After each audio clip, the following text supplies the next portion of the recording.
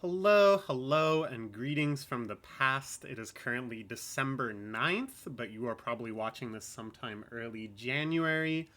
I wanted to start recording these videos as soon as I finished the slides for each of them, just so I'm not stuck in an endless video recording marathon around the New Year's. We're gonna start with, I think, probably the most exciting video for me of all of these year-end videos, which is the top 25 manga that have debuted sometime in the 2020s so far. Uh, Two disclaimers I want to make. This is probably unnecessary, but first off, yes, I am recording this near the start of December. So if like next week's issue of Jump has the protagonist of the Elusive Samurai saying a bunch of slurs, my bad. I didn't realize. I kind of doubt that's going to happen. And similarly, for some of these series, I've only read what has been scanlated into English, and those unofficial scanlations are lagging pretty far behind the Japanese. So if you are a more dedicated fan than me that's been reading them in Japanese, and you're like, oh man, don't you know that this series like hella falls off? My bad again. I only know what I know. So let's plunge in. I got a lot to talk about. We're starting off with these two girls right here. This is, of course, the guy she was interested in wasn't a guy at all. You know, we gotta have at least one Yuri series on here. The era of me reading absolutely every Yuri series that got scanlated, even partially, is over. You know, my obsession with the genre has waned quite a bit. But occasionally a series does still jump out at me. So why not this Green Yuri series? This four-pager web manga was experimental in a lot of pretty interesting ways that we'll get into, not the least of which is green. Making the default background colors of almost every panel and just the general styling of the tankobon covers and all the promotional art and everything, instead of white, a intense fluorescent green, basically anticipated the appeal of, transcended the limitations of, and honestly made kind of pointless this entire brat summer that we had to live through. Of course, this was combined with really bold, lively, detailed art, especially of the characters' fashion, which in turn reflects so well their personality, our main two girls being kind of your stereotypical bubbly gal type, sort of normie gal, I suppose you'd say, and her love interest, who is very alt, very goth, very metal, punky, with all sorts of piercings and jewelry and tattoos and stuff. Really cool, explosive paneling, too. Even though this is just 4 pages per chapter, it really made every page a standalone work of art. Each one of them really kind of exploded off the screen when you saw them. It's really no wonder that all of this attracted such a following so fast. This became a cult hit almost right away. Now it's even localized. You can go into a mainstream bookstore in North America and buy a physical English volume of this in what might be the fastest turnaround I've seen for like a web manga to get a print run and then to get a localized print run. This is definitely a phenomenon. This killer presentation is perfect for this story of a self-discovery, these adventures in subculture. It's funny though that, so you know, the whole thing is like, man, this girl is so cool. She's like not in the mainstream. She knows about all this like cool underground stuff. And what is the underground stuff? It's like Radiohead, the Red Hot Chili Peppers, Jimi Hendrix, and it's kind of continually funny to me that this is like all just boomer Gen Xer super popular rock. But it becomes this sort of secret punkish scene where she's like, whoa, this girl knows Nirvana? Me too. And I'm not going to pretend, though, every album that they dive into, every band that they talk about, it's all bangers. That's like good ass music, and it's worth this celebration. It's worth these characters feeling so invested in it. And, you know, in Japan, that is subcultural. I don't know what Japanese youth are learning in these so-called schools these days, but it certainly isn't, you know, how great REM is, unfortunately. The Yuri aspect of it, you know, that these girls bond over this alt music and slowly develop feelings for one another, the extent of which we are still exploring. It's full of just kind of classic Yuri tropes, you know, double identities, this gender ambiguity, as the title suggests. Our main character meets what she thinks is a cool dude working at the record store, and then takes an extremely long time to realize that she is, in fact, the girl that sits next to her in class. We still have the same general plot line of the first sparks of homo-attraction blossoming into unspoken crushes, which in turn bloom into It Remains to Be Seen. And yeah, you know, coming with this is the typical Yuri frustrations too, miscommunications, forced drama, arguments that spring up kind of out of nowhere. But nowadays, with a little more distance from the genre, that's kind of like a nostalgic indulgence. That when I read a plot development like that, I'm just kind of like, here we go again. So it's a really nice time. I highly recommend it to any Yuri fans, any alt music fans.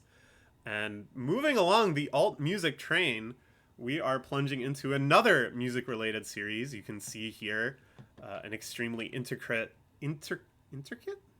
scene in a record store.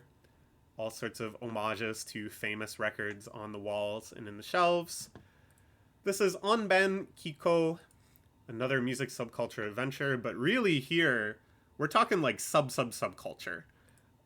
Unidentified rarities dug up in dusty crates leading to small mysteries and investigations, burgeoning rock scenes in the third world, those amateur underground bands that develop on rooftops out in an analog of like Malaysia, pirate radio stations operating on ships sailing behind the Iron Curtain, and many other such adventures. It's a anthology series, so I guess the anthology isn't the right word. What am I trying to say here? Every chapter is like a brand new story with brand new characters in a brand new setting. It's all by the same author, but yeah, you know what I mean. All centered around the insatiable appetite for music. That is the one theme that motivates all of these stories, all of these characters. The urge to make music, the urge to hear music, the urge to learn about the meanings and the history behind the music you hear, connecting through other people with music, opening up your worldview, realizing that there's so much more than the life you've lived up until now with the power of music. In an anthology, here I call it an anthology. I think anthology implies that it's multiple people, but whatever. That jumps around across decades, across continents. All of these things linked by tunes. The stories range from pretty mundane, you know, one is about this girl that works at a cafe that has this really old jukebox and how she loves the old jukebox and just kind of discusses with people the history of it, to really dramatic ones like the aforementioned pirate radio station ship, which has like a thrilling woman overboard scene and life and death adventures. But in all of them, the music is the true hero. It's what really drives our characters through whatever struggles they encounter. Some of them do more for me than others, you know. The ones that really hit I find poignant and moving. Other ones I just go, okay, that was fun. But I think in that variety is something more powerful than just the sum of its parts or any given story. It's that feeling of anything can happen. That, you know, in the vast spectrum of human experience throughout history across the world, any story that ties back to records, that ties back to music is on the table. You can really tell that the mangaka has a deep, deep love for record culture. Not just a music fan, but a fan of vinyl, a fan of collecting physical music. The homemade homages to all the different albums and bands. You know, it's one thing in the Yuri series we just talked about to shout out some of your favorite Gen X rock bands and stuff. That's already pretty cool.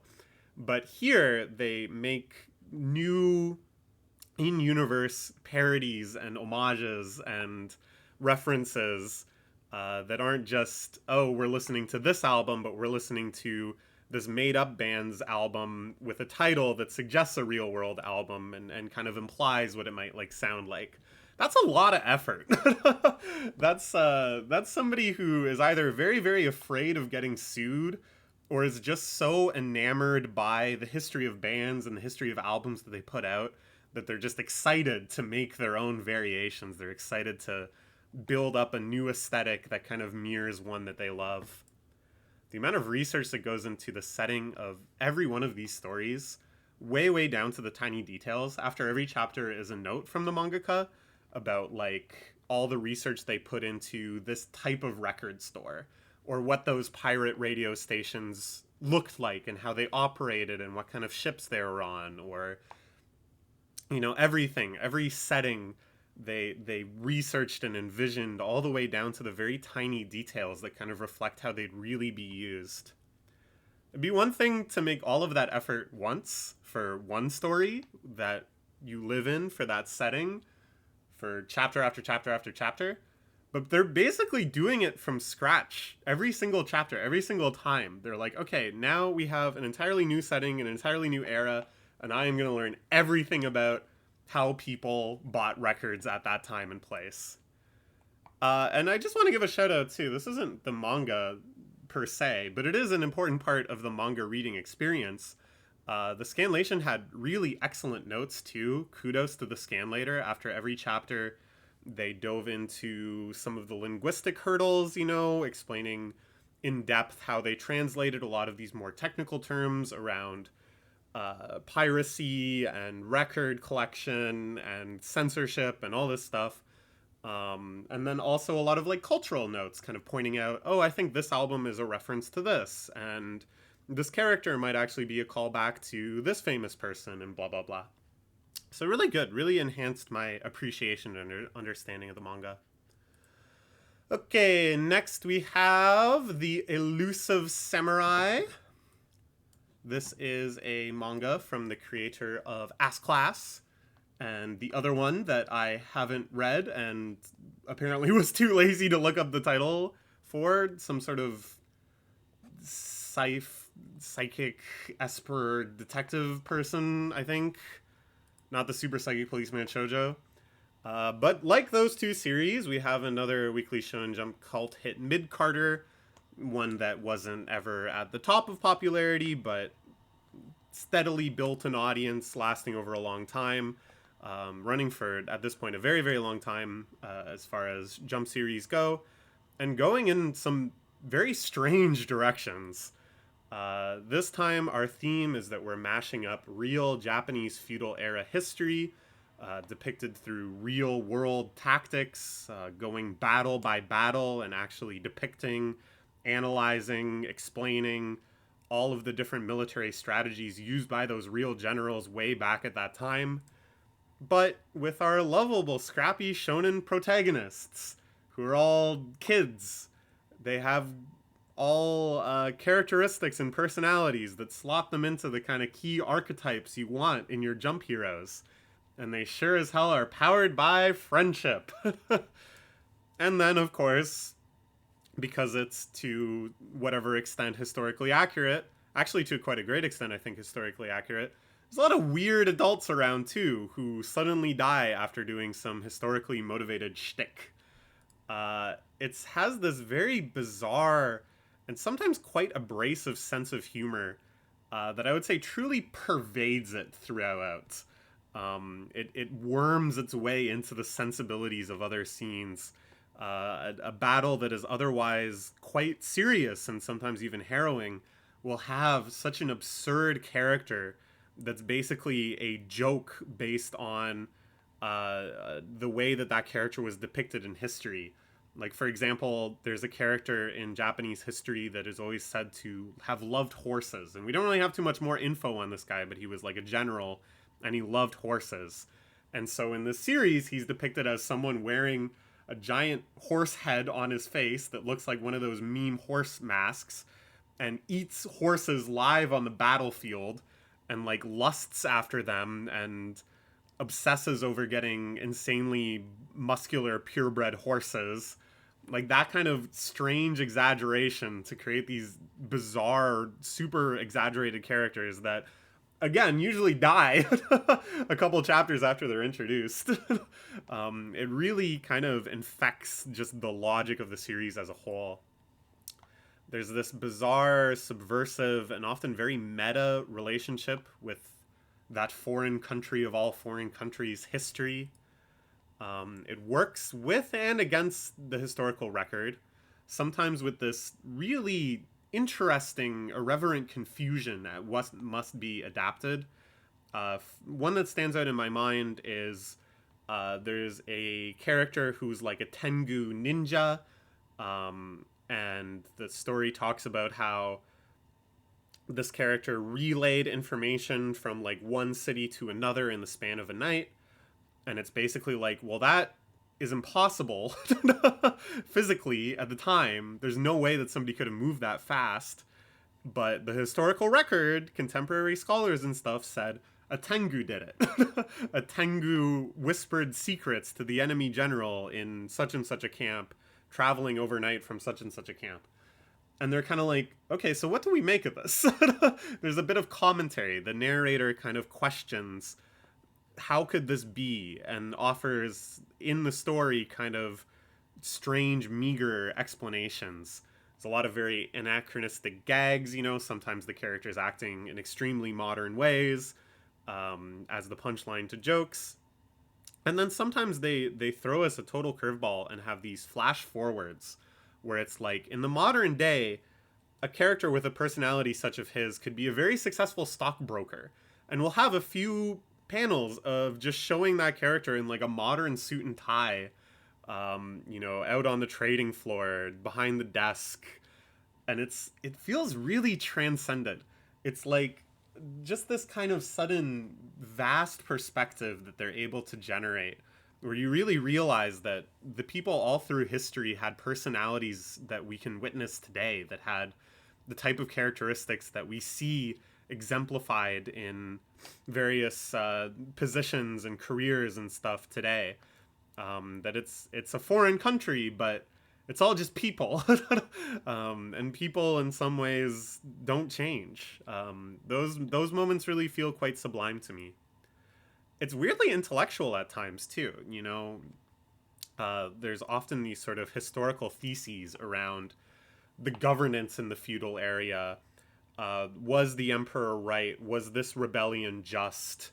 Were this character's ambitions, you know, realistic in the context of all of the other conflict around them? These things are sometimes kind of proposed by the narration and then exemplified in the outcomes of these battles, in the ways that the characters act and stuff. And I think, you know, that's a very interesting way to kind of dive into these historical subjects, not just as facts, but as something that you can be opinionated about, that you can be judgmental about, assessing the worthiness and the strategy of these characters years later and looking for kind of patterns, looking for themes in their behavior. At the same time, it's weirdly sentimental, weirdly violent, very, very violent at times. And frankly, it's just plain weird. Not totally in a way where it's like, you know, all the pieces come together, and even though each element is so weird, feels more than the sum of its parts. No, it's just weird.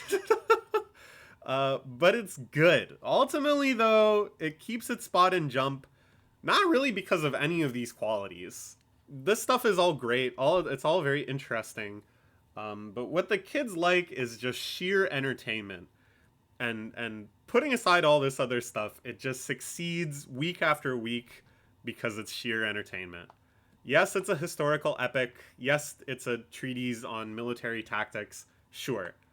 But it's also just awesome fights again and again, great action sequences, great art, great characters. You love it. Next, we're going to be talking about another Jump series, one that has not run for anywhere near as many chapters. Unfortunately, this is Psych House. Maybe I should look at the picture a little more. I feel like I'm moving through these quickly. Isn't this lovely? Look at just the way this background is drawn, just this loose watercolor. I love it. I love it. So yeah, this is a true oddity in Jump. A supernatural slice of life that I would say is in the mode of Yatsubato. Yatsubato. Why did I say that so try-hard? It's because I normally say Yatsuba, and my friends make fun of me. You know, invoking the name of Yatsuba like that, saying that this is in the mode of Yatsuba, should tell you that this is something special, and I don't think I'm crazy for saying this.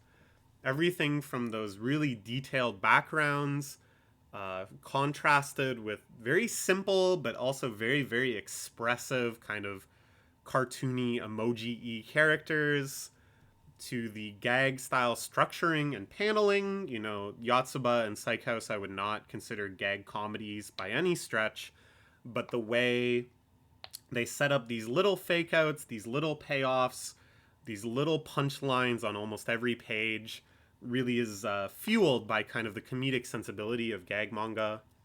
To the chapter writing of these very low stakes adventures that, although not, you know, life or death or anything like that, still follow a very satisfying arc. They still set up the adventure and have discovery and have moments of revelation and then kind of a return back to peace and the norm. To the main themes of curiosity and imagination and play being the core of everything. And here, where Yatsuba has the wonder of being a child, they have substituted the wonder of encountering these supernatural psyches, which is the main premise of the series. It's all about characters that have these psyches, which allow them to do pretty low-key but impactful supernatural things. Reading minds, teleporting objects small distances, shrinking and growing objects, things like that. Everything really feels like it was pulled from the Azuma playbook in the best way possible. Few others dare try working in this mode.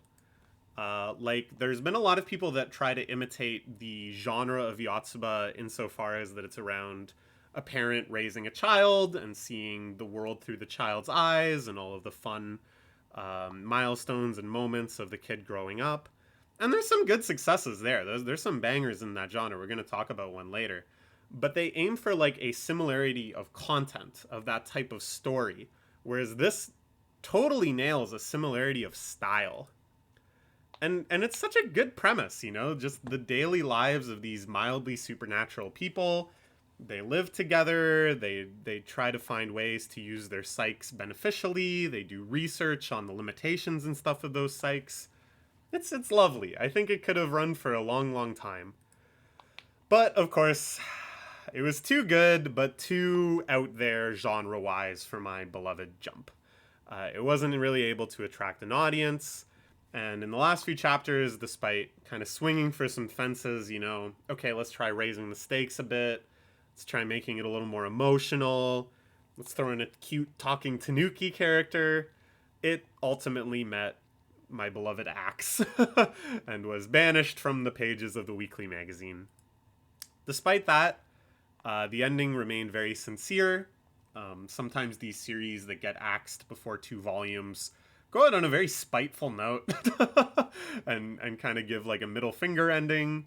But here, they really did their best to kind of wrap up the story in an emotionally satisfying way right at the end. And so I think they have all the potential in the world. Their next work could be really godly. I don't think it's suitable for Jump, but I hope they find a great home for this talent. Alright, we're going to talk about a third Jump series. This intriguing gender ambiguous person. It's also quite genre ambiguous, actually, this series. We are talking about the Cypher Academy. Wow, Niseo-san is back in Jump. Wow, it's his first time writing a series for Jump since Medaka Box. Oh man, last time he wrote a series in Jump, he had this character, Ajimu. And you can Google Ajimu's powers and see what sort of hell he unleashed on the Jump staff. There's no way that he's going to be anywhere near as grotesque and aggressive as that gimmick or half of the other things in Medaka Box. Let me just take a big sip of coffee and look at any random page in any chapter. Yeah, this one is crazy. There's a lot of words in this series. There's a lot of shit going on. There's just a lot of information condensed into every single chapter. I think it actually made several Viz translators tap out. Because I read the official localizations of these. It's a simulpub, which is a pretty demanding schedule. You know, that means the translators are also getting them out week by week after having received the chapter only probably like the Wednesday before that Sunday. That's a lot of translation work to do in a very small amount of time. And I noticed the names for the translators on Cypher Academy kept changing. It's beleaguered by so many characters, like 50 characters doing such complex things for mysterious, multi-dimensional, multi-layer motivations that all hint at each other very obliquely. Kind of typical Niseosan stuff, but taken to even more kind of absurd, exaggerated heights. Just in terms of the scale of the story, in terms of the number of characters and the number of plot lines battling each other. This is a battle shonen, I guess, using code battles where one character encodes a message in any sort of bizarre, abstract way. The other character must code break that message, but then, of course, there's kind of counter breaking, anticipating the code breaking strategy and encoding another layer deeper. They also play lots of games that have their own rule sets on top of this general coding and decoding paradigm. But then, of course, those games have in-rules twists, ways to subvert the rules to gain an advantage that in turn lead to out-rules twists, IRL metagaming that then subverts the entire integrity of the game itself, escalating with these reinterpretations of the rules, with personal conflict that exists outside of the code battle, with private, sneaky ideas that the characters are hiding throughout the battle. Is nuts. It's honestly a wonder that it survived for as long as it did. I think this ran for a little over a year. Honestly, though, when I say that, Hunter x Hunter is doing a very similar thing right now in its current arc. And that's been going for a long time. That's been going for like 4 years now. And I don't know how that's still going either. But okay, yeah, like, if you've been watching my manga videos, you've been hearing me complain about this current Hunter x Hunter arc a lot. And you might be hearing me explain this series, which sounds pretty similar. And it's like, okay, so why do I love this, but I really do hate that current Hunter x Hunter arc? Well, first off, the characters are fun. The characters are really, really fun. There's a lot of them, but their quirks are foregrounded, the strangest aspects of their personality, the most extreme areas of their behavior. That's what you learn first. That's how they're introduced. Their designs are very flashy, very memorable, very fun. The puzzles are insane. It's not just like complex because it involves all these different layers of negotiation, but because they're just conceptually very off the wall, very visually entertaining, very visually engaging.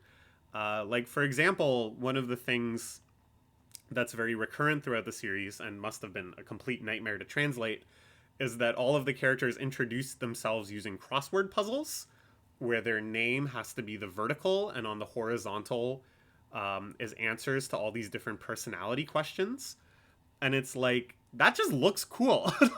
And every time it's presented, you get to learn a lot about these characters, and they're all very quirky and fun.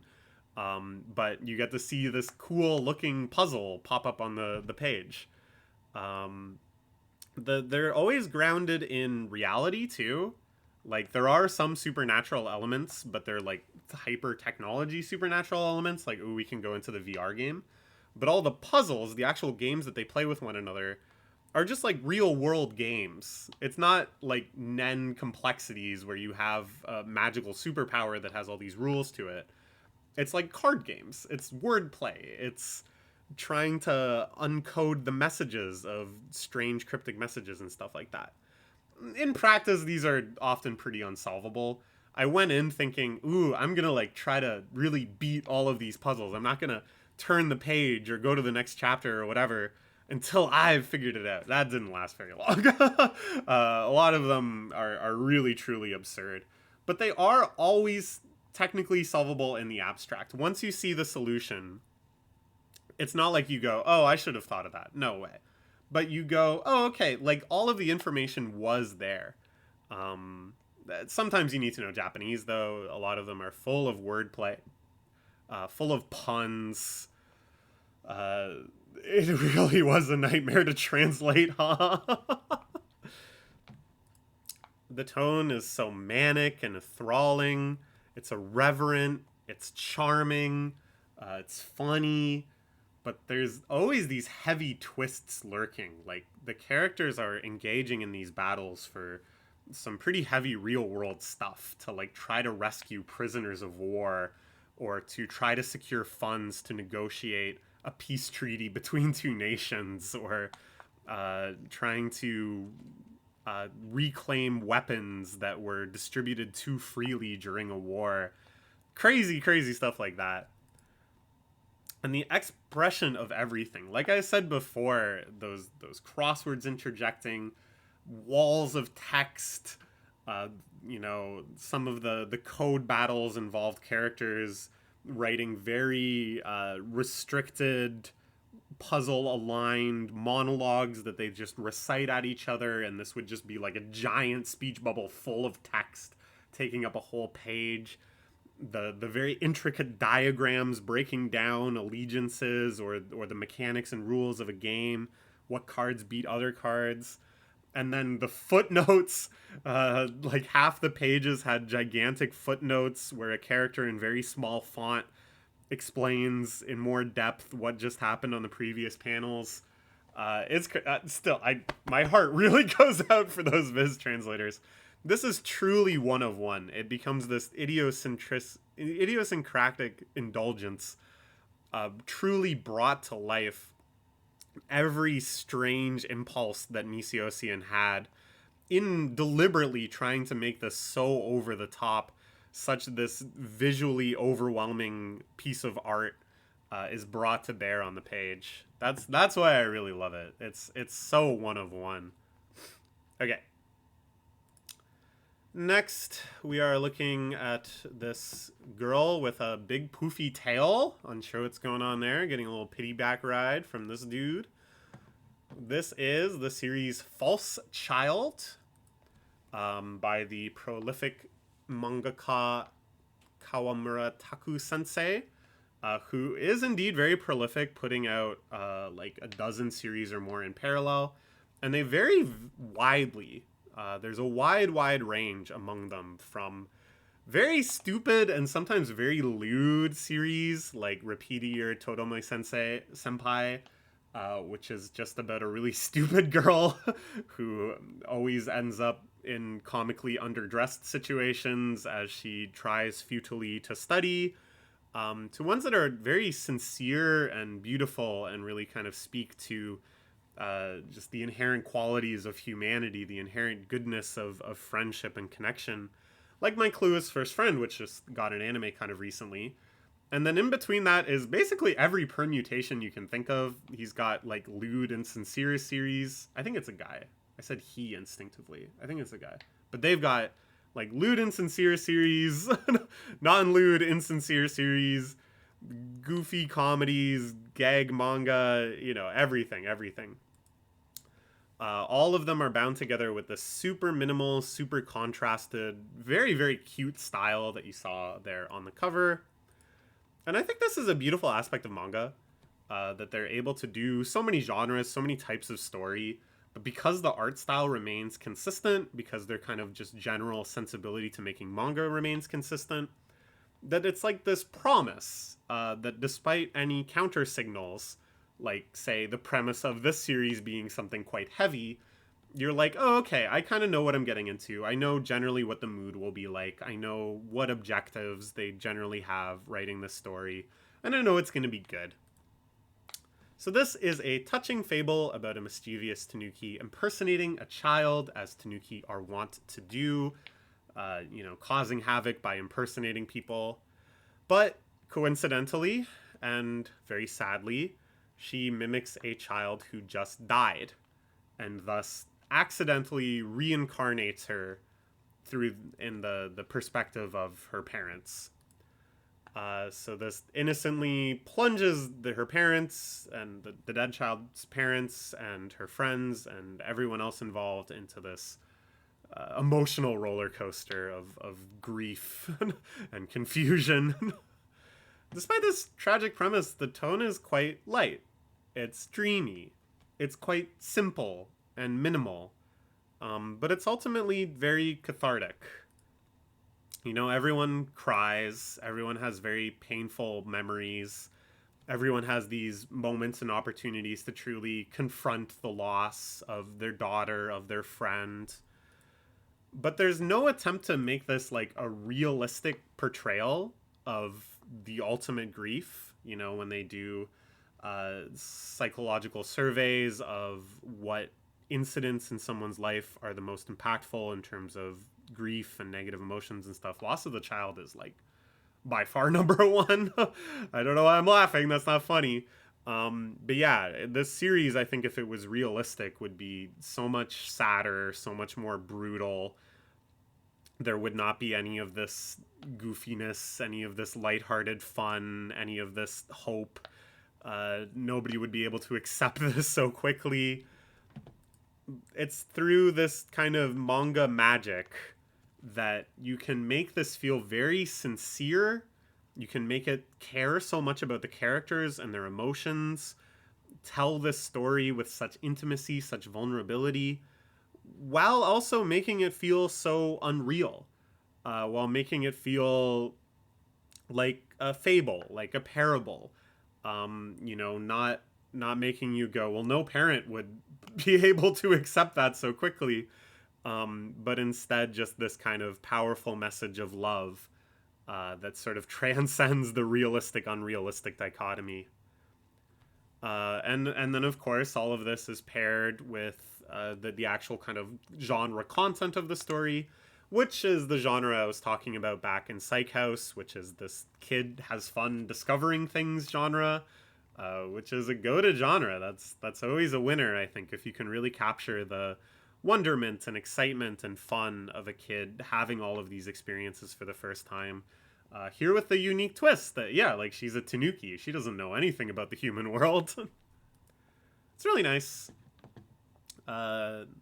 Read it if you're in for like a happy cry, but not like an overpowering sobbing all day cry. Just a nice. Aww. All right, next we have this girl here holding a mahjong tile. Who is this girl? If you recognize her, you're in too deep, because this is the tiles, and I cannot cut. The tiles I cannot cut are next to none, and it is a Toho Dojinshi about mahjong. Of course, we needed at least one mahjong manga on this list, given that mahjong manga is the best genre of manga. And we needed at least one Toho Dojin project, because of course Toho Dojins are what produces the best manga. And so we hit two birds with this one. It is Toho mahjong action and nothing but.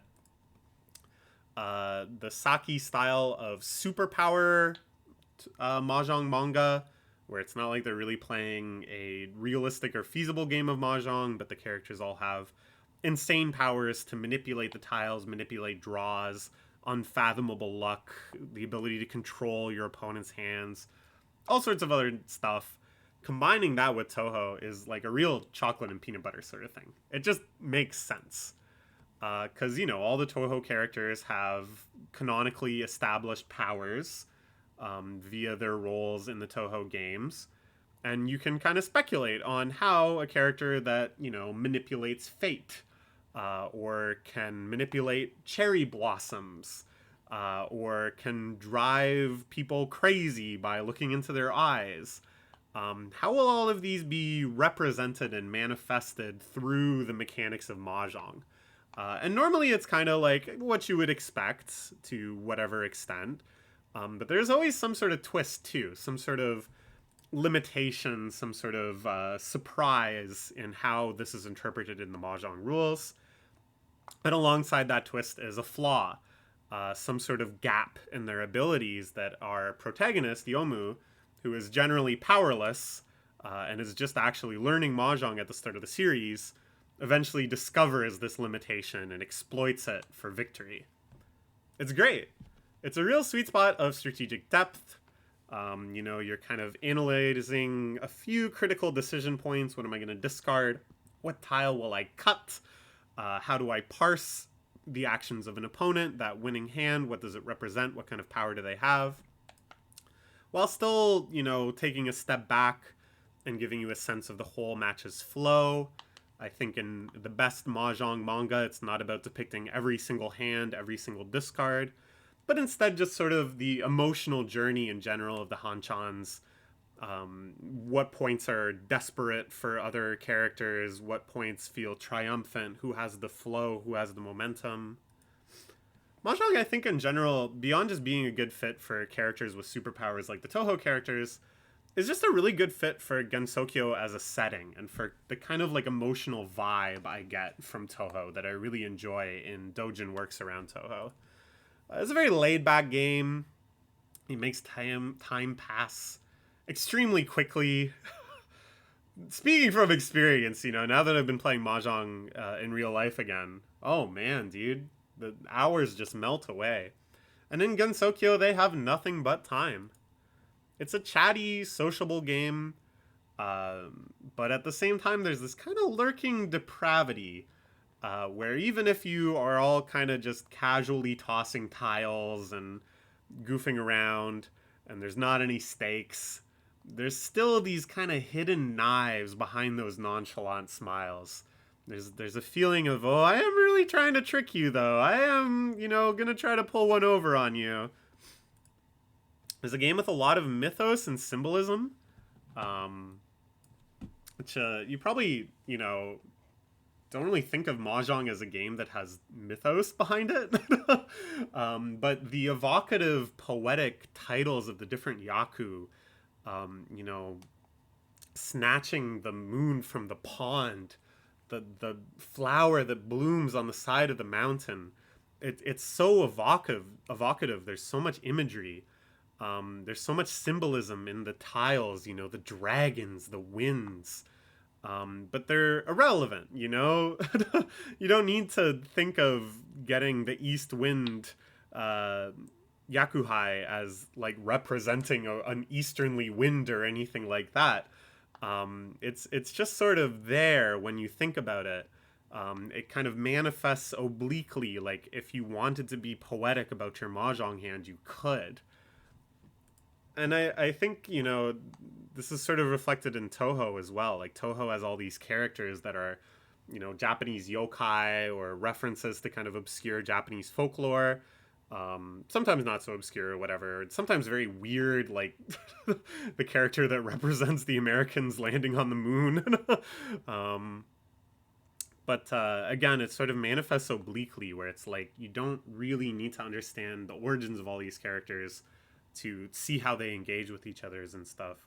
And Mahjong has this kind of weird semi-spiritualism too, where even very hardline materialist players, like I am a woman of science.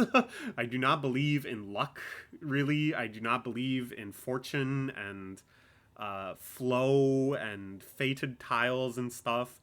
But when I play Mahjong, it's kind of more convenient, and it's in a strange way useful to kind of fall into somewhat magical thinking around who ought to win, who is being punished, who is likely to have a good hand in this spot. Because this is such a tangent. Oh my god, this video is going to be long. But basically, it's like there's too many things to observe in Mahjong, really. You can't really consciously be making an effort to work out the full ramifications and statistical implications of every tile that everyone discards. So instead, you just have to build like an intuition in your head of how powerful someone's hand is based on their discards, or what somebody is likely to be going for based on past play patterns, or where the relative standings are, how late in the round it is, just their personalities.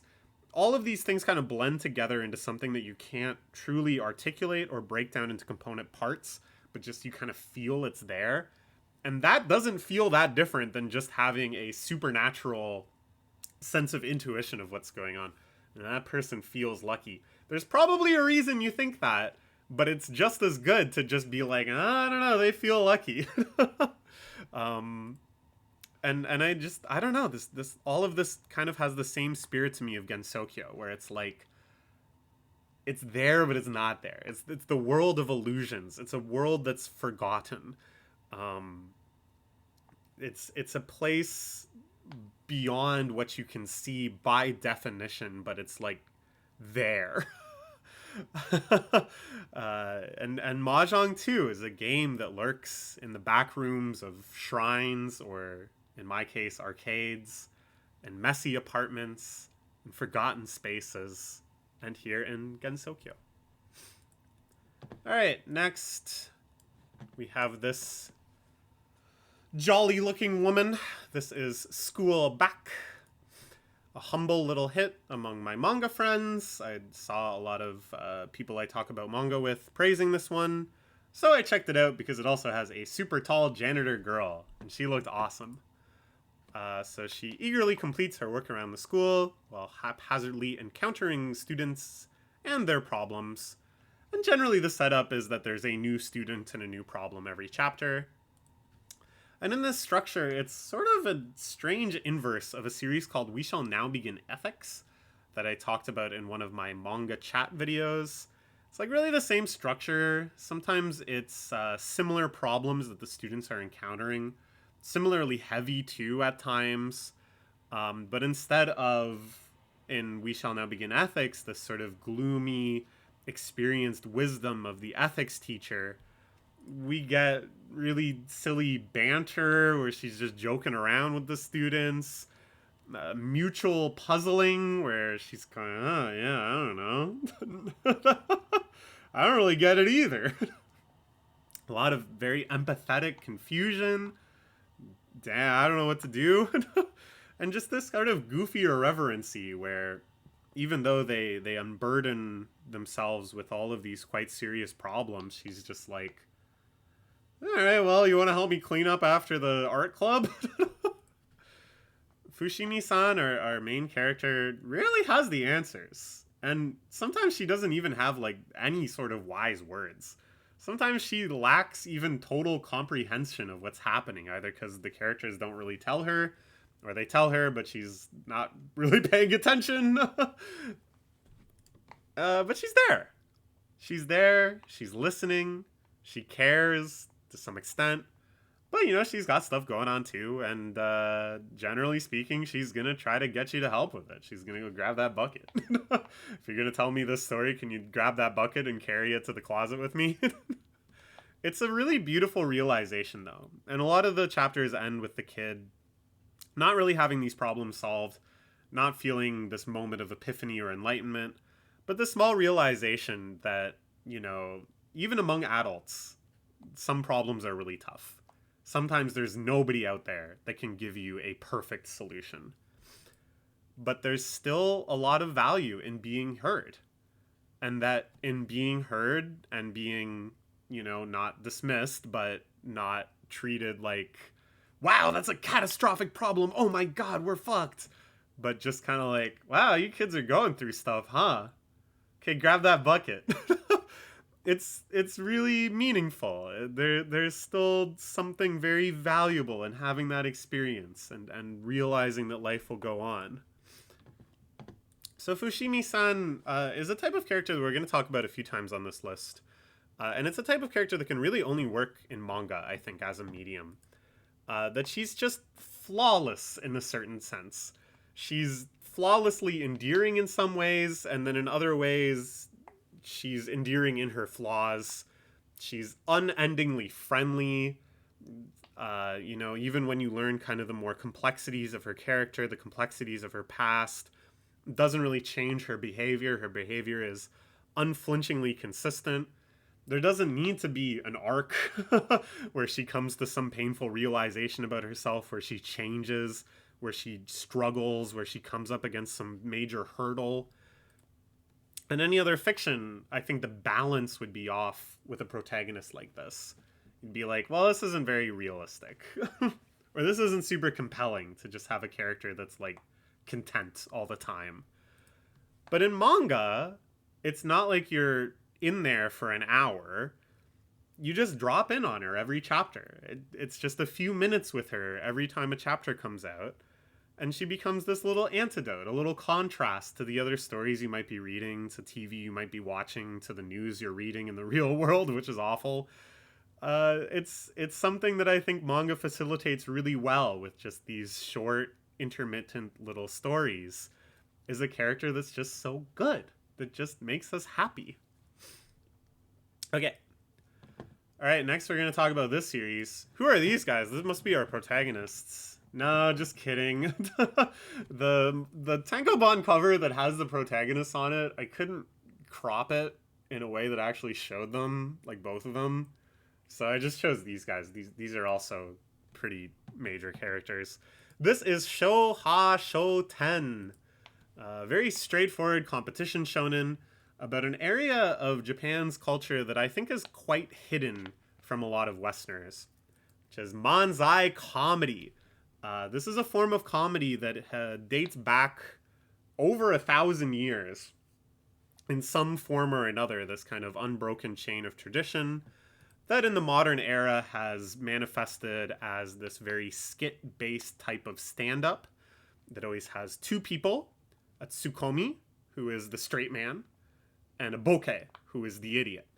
And generally the way these skits work is the bokeh will present some sort of ridiculous scenario. It's a lot of role-playing, a lot of storytelling, and the straight man will hit him with a witty rejoinder and say, "What are you talking about, you goofus?" Kind of presenting the punchline. And this is a big hit in Japan. In real life, there is all of these very intense manzai competitions. And what makes a good manzai sketch has been forged into this very scientific art. Where there's it's not kind of like your nambly-pambly, well, everybody's got their own taste. No, there's good manzai and there's bad manzai. And if you want good manzai, you gotta kind of live up to people's expectations in all these different categories.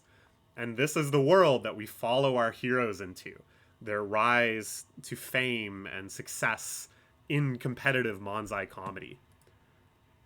I think this is one of the least localized cultural institutions. I have heard almost zero localized actual manzai comedy.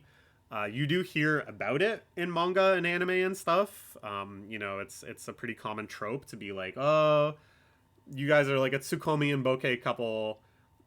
That comes up all the time. A lot of character archetypes are written around tsukomi and bokeh dynamics. Or you'll have a character that's into manzai comedy and they make reference to it. Or it becomes, the subject to some extent. Like Odd Taxi has a manzai comedy duo as some of their characters and blah, blah, blah. But actual manzai performances, yeah, they really, really rarely show up in the West. Oh, actually, there was a clip from America's Got Talent I saw where these manzai comedians, they were very clearly like manzai professionals, came and did an English version of their routine, and it was just like straight up manzai comedy, like to a T. That's a joke if you've seen it. And it was received really well. People loved it. So maybe manzai has potential in the West. But I would love to watch English manzai or translated manzai performances. I would love to see the winners of these real world manzai Grand Prix. I want to see, the historic legends of manzai. But who's going to translate it? Who's going to feed my satisfaction? This is one where I got to get fluent myself. This is one of the goals of fluency. Anyways, Shoha Shoten, it's very by the book as a competition shonen series. That is this genre where you have all these different characters competing in some sort of field, and, kind of one by one, we look at each of the teams, we learn their shtick, what kind of comedy are they going to do. Then we get a typically very tragicomic backstory, what hardships they endured getting into this. Typically there's a few, but there's also some really goofy elements of their road to manzai. And then we see their performance, and you get to see kind of like their whole performance, which I think typically lasts like 10 minutes in your typical manzai sketch. It's very formulaic for sure, and none of the backstories are like that interesting or shocking or unexpected. It's the kind of, oh, I got bullied, then I realized that was funny. I was in this competition with another guy to see which one of us was funniest. We wanted to prove people wrong, do this, do that, blah blah blah blah. But they're like solid, they're good. And it's really fun seeing such a variety of comments or variety of characters encounter comedy as if it was like normal. And this is like a very common thing in these competition shows, is like the focus of the competition is so prevalent in the world of the series, that you have characters like, I'm dropping out of school, I'm gonna be a manzai comedian, do you think you can support this family on manzai comedy? I can't cut it in soccer anymore, I'm gonna be a comedian. Like, this is just this omnipresent like plan that you can have. Personalities are like very, very bold, very well expressed. Obata Sensei does the art, the artist of like Bakuman and Death Note and various other big hits. He's really good at just making characters have very goofy, very over the top faces. It's a lot of fun. Most impressively, though, I think the comedy is actually funny. Reading their performances, it makes me laugh, and you get how it works. Like, you learn enough about manzai, you learn the science between why some routines succeed and some routines fail. You can see firsthand, you can even anticipate which performances are going to get high reviews, even like which critics, because you get to know the judges and the critics too, which judges are going to award certain things higher than others. It's really fun. Now, there is some weird elements of this, because like there's this inherent tension, I think, where if you explain jokes, they get less funny.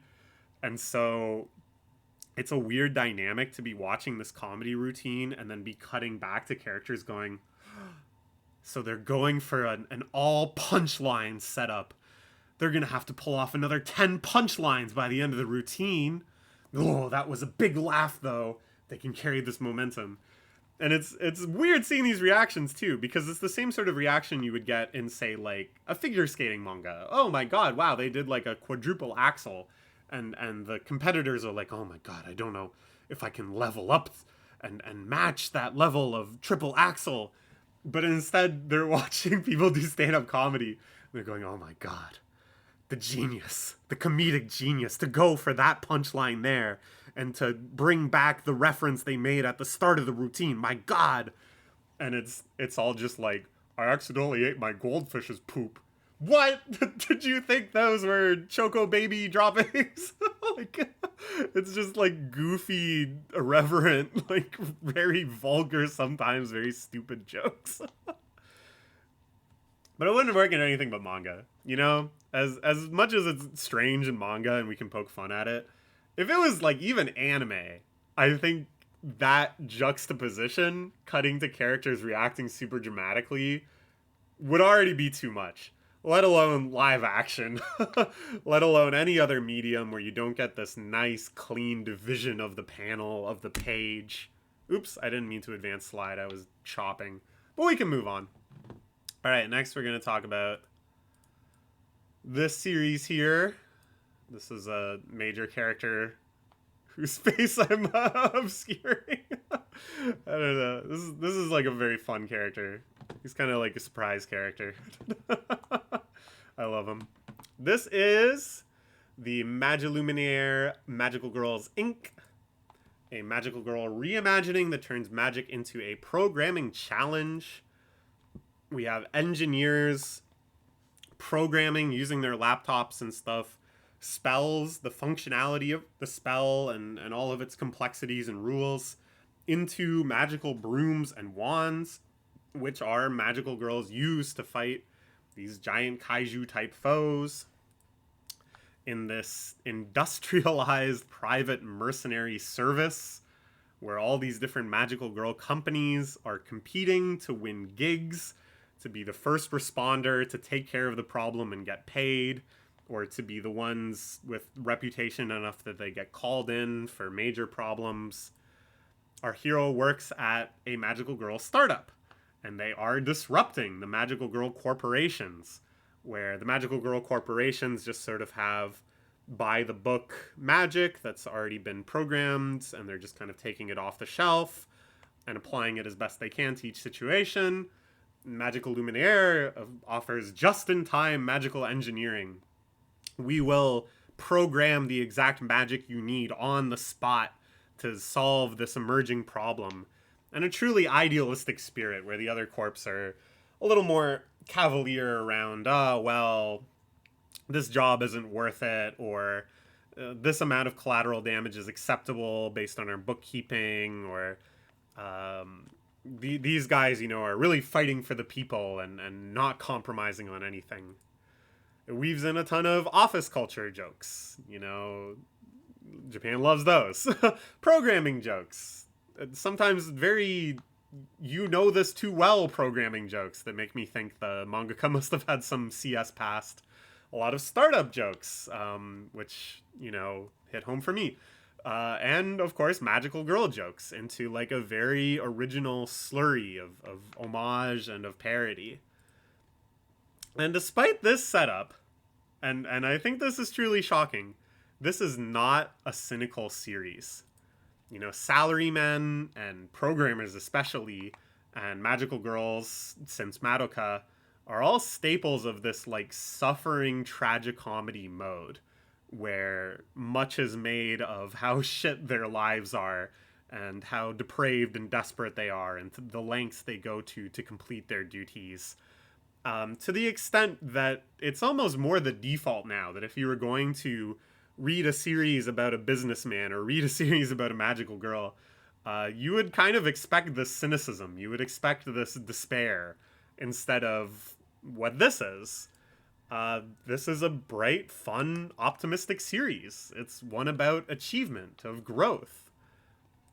In this sense, it reminds me most of New Game, which was a manga about a girl getting into video game programming. She's going to be a video game artist. It's all about the world of making games. And yeah, they talk about overwork. They talk about how hard it is to make a game. They talk about all the myriad complications and disasters that could unfold. But it's generally also a very bright, fun, optimistic series, which is the same attitude this has towards office culture and startups and programming. And here they have a lot of, like, magical girl culture, a lot of commentary and discussion around magical girl outfits and powers and transformations and everything. But it's like an alternate history where Madoka and all its derivatives do not exist. And they're going back to Cardcaptor Sakura and Sailor Moon and Precure, all the fun ones. Full of these lovable, quirky characters that truly appreciate each other more as they grow together, grow the company. It makes me think, I've worked at startups, like, pretty much my whole career, but I didn't really choose to get into startups. Like, that just is what happened, and kind of now where I'm specialized and where it's easiest for me to get jobs in advance. And it's like, yeah, I don't know, there's some aspects I like about startups. I think it really does accelerate your career quite a bit. You have a lot of agency, you have a lot of freedom. It is exciting at times, but mostly I was, like, kind of negative about the whole startup thing. I definitely did not have anything to do with startup culture. Keep that away from me. And there's a lot of very annoying things about working at a startup, for sure. And I never really thought it was cool. But this series, in these kind of inspirational, lovable moments where the characters really rally together and take pride in what they're doing, I'm like, man, maybe working for a startup is actually kind of cool. I don't know. Maybe it is. So you add all of this to very cute, very flashy artwork, really crazy, intense, great choreography, fight scenes that, are very exciting and thrilling without kind of any excruciating, painful, tense moments. It's all very, again, fun and bright. It's like, man, and the world building's good too. They're setting up a lot of, like, long-term plot lines, potential conflicts down the road. Just the structure of all these established magical girl corporations, how they all interact with each other, how magic works. how the kaiju work. I can't remember what they're called in this world, but it's all good. I think this could be a big hit. I don't know how good the anime was. I hope that attracted some audience, but I feel like this could run for a long time. I think this could be a winner. Okay. Next, we have these folks. Yep, guy and girl. We're talking about a rom-com. It is Journey Home After School.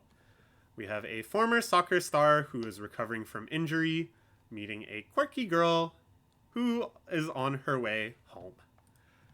He reluctantly joins her Hyper Go Home Club, which consists of just not doing any other club activities at school, not being on a sports team, not being on a culture club, not being in band, but instead just going home. But you don't just go home, you wander around and try to find romance in things. That's capital R romance, at least for now. Finding good sticks that could make good swords, or observing a cliched scene among strangers, observing the turn of the season and all its little details, talking to the neighborhood kids and learning all their rumors and investigating them, finding little secluded shrines, and any other little piece of charming mundanity that exists, tucked ever so slightly away in your neighborhood.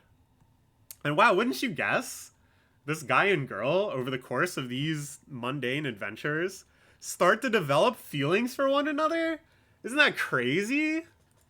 So yeah, I mean, this is the beauty of rom-coms. Originality is not really a necessity. Originality really isn't necessary in this genre.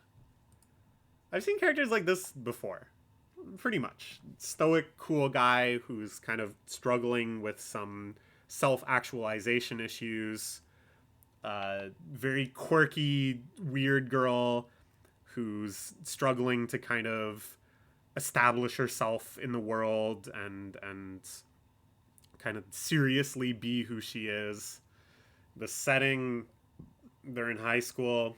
I've seen that 180,000 times. And even the events and story beats, you know, oh, there's a culture festival. It's a sports festival. It's a school trip. The seasons are changing. It's Christmas. It's Valentine's. I've seen them all before. You just shuffle around the order as you pull them out of this old hat. Intensity isn't really necessary either. It's not like, wow, this is the most rom-com. You know, just a chuckle, a soft smile, a little doki doki feeling. Oh, getting closer. That's all you need. That's all you need. But from those basic elements, something in this mode can still be really, really good. You know, tiny discoveries in that formula, like emphasizing specific scenes or the little charm points of the characters, small behavioral things that you highlight to make them more endearing, more interesting. It's like sprinkles of little secret spices in a well-known dish. You know, you've eaten 1,000 omelets. You'd sprinkle in a little curry powder one time. Boom! Wow. I've eaten this 100 times. It's never been quite like this. And your mind is blown mostly just through how much you find yourself endeared by these characters. How much, at the end of a chapter, you just feel good about them. You just want to root for their happiness. It's such a simple insta-win flavor. You know, in the same way that for some people, you read a manga, it makes you cry. 10 out of 10, I cried. That's a big cliche. This is kind of like 10 out of 10, I wished for their happiness. It's not like a complex thing. It's not like there's any crazy, nuanced reason that this is good. It just hits that feeling for me, that I truly wish for their happiness. And so it's a great one. Okay. Moving right along to this intense-looking guy for contrast. This is Dog's Red. A new project by the mangaka of Golden Kamuy, which is a very, very beloved and critically acclaimed series that I've actually never read. And I never really knew what the deal was with it. I had heard good things, but never really anything specific. And the anime didn't appeal to me too much. So I was just kind of like, oh, I'll get around to this one at some point. But from like one page of reading Dogs Red, I was like, oh, I get it. I understand it now. This guy's a genius. The genre is totally different than Golden Kamuy. The setting is way different. I think even the tone is very different. Again, I haven't read it, but my understanding is Golden Kamuy is like very intense, very brutal. But I can perceive how it works and why it's so good. Because like everything from the character designs to the way action is depicted and just the raw sense of kinetic movement and impact and weight to the humor, just the timing and pacing and interjection of the humor, to just very structural choices around the paneling and everything. Damn, he's good. He's good. There's very, very few people, like a dozen or so people, that I think truly understand the potential of manga, like the ceiling you can reach in experimenting with paneling, experimenting with tonal shifting, the way you interject comedy, the way you transition the mood from page to page, the way you build an arc over the length of a chapter and then the length of a volume and the length of a series. There's very, very few people that when I read their manga, I'm like, they just know all the ingredients. And this is one of them. And it's about hockey. Is that crazy? It's about hockey, dude. How many manga are about hockey? It's like a handful. It's just as rare. And, you know, I'm a Canadian. I'm wearing a John Deere is an American brand, but I associate it with Canadian farmers. And as a Canadian, I must conform to roughly 25% of Canadian stereotypes or more. That's a CanCon law. And so, yeah, I like hockey. And moreover, more than just watching hockey, I love media about hockey. I think it is just one of the best sports to depict in a story in any number of genres, from intense to comedic. It's just such this strange, fast, violent, low scoring, but very high action battle. Dogs Red doesn't really stray too far outside the sports series staples. You know, I'd say for all the things I'm going to praise, it operates to the beats of most sports manga. It definitely feels within that genre. But at the same time, I can look at something like Shorzy, which is a Canadian sitcom about hockey that I really love.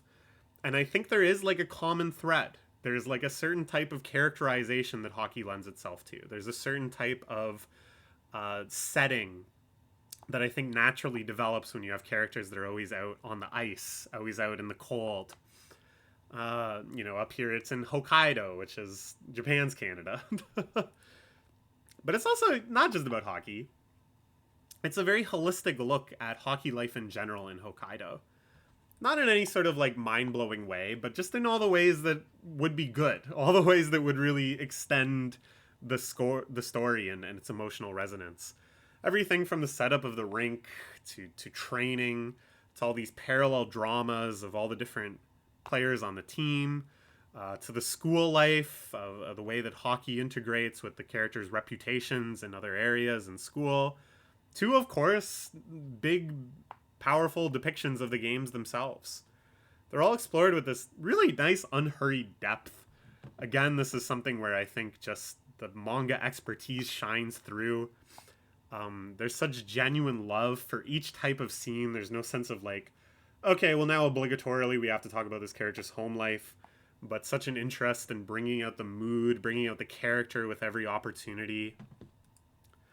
The key kind of core premise here is that we have the Rabid Prince. He's our main character. He's on the cover there. He was this enfant terrible in figure skating until he was expelled from all kind of professional competition for going on this tantrum. And now he's learning hockey, and that's a great premise. But it's not just about that.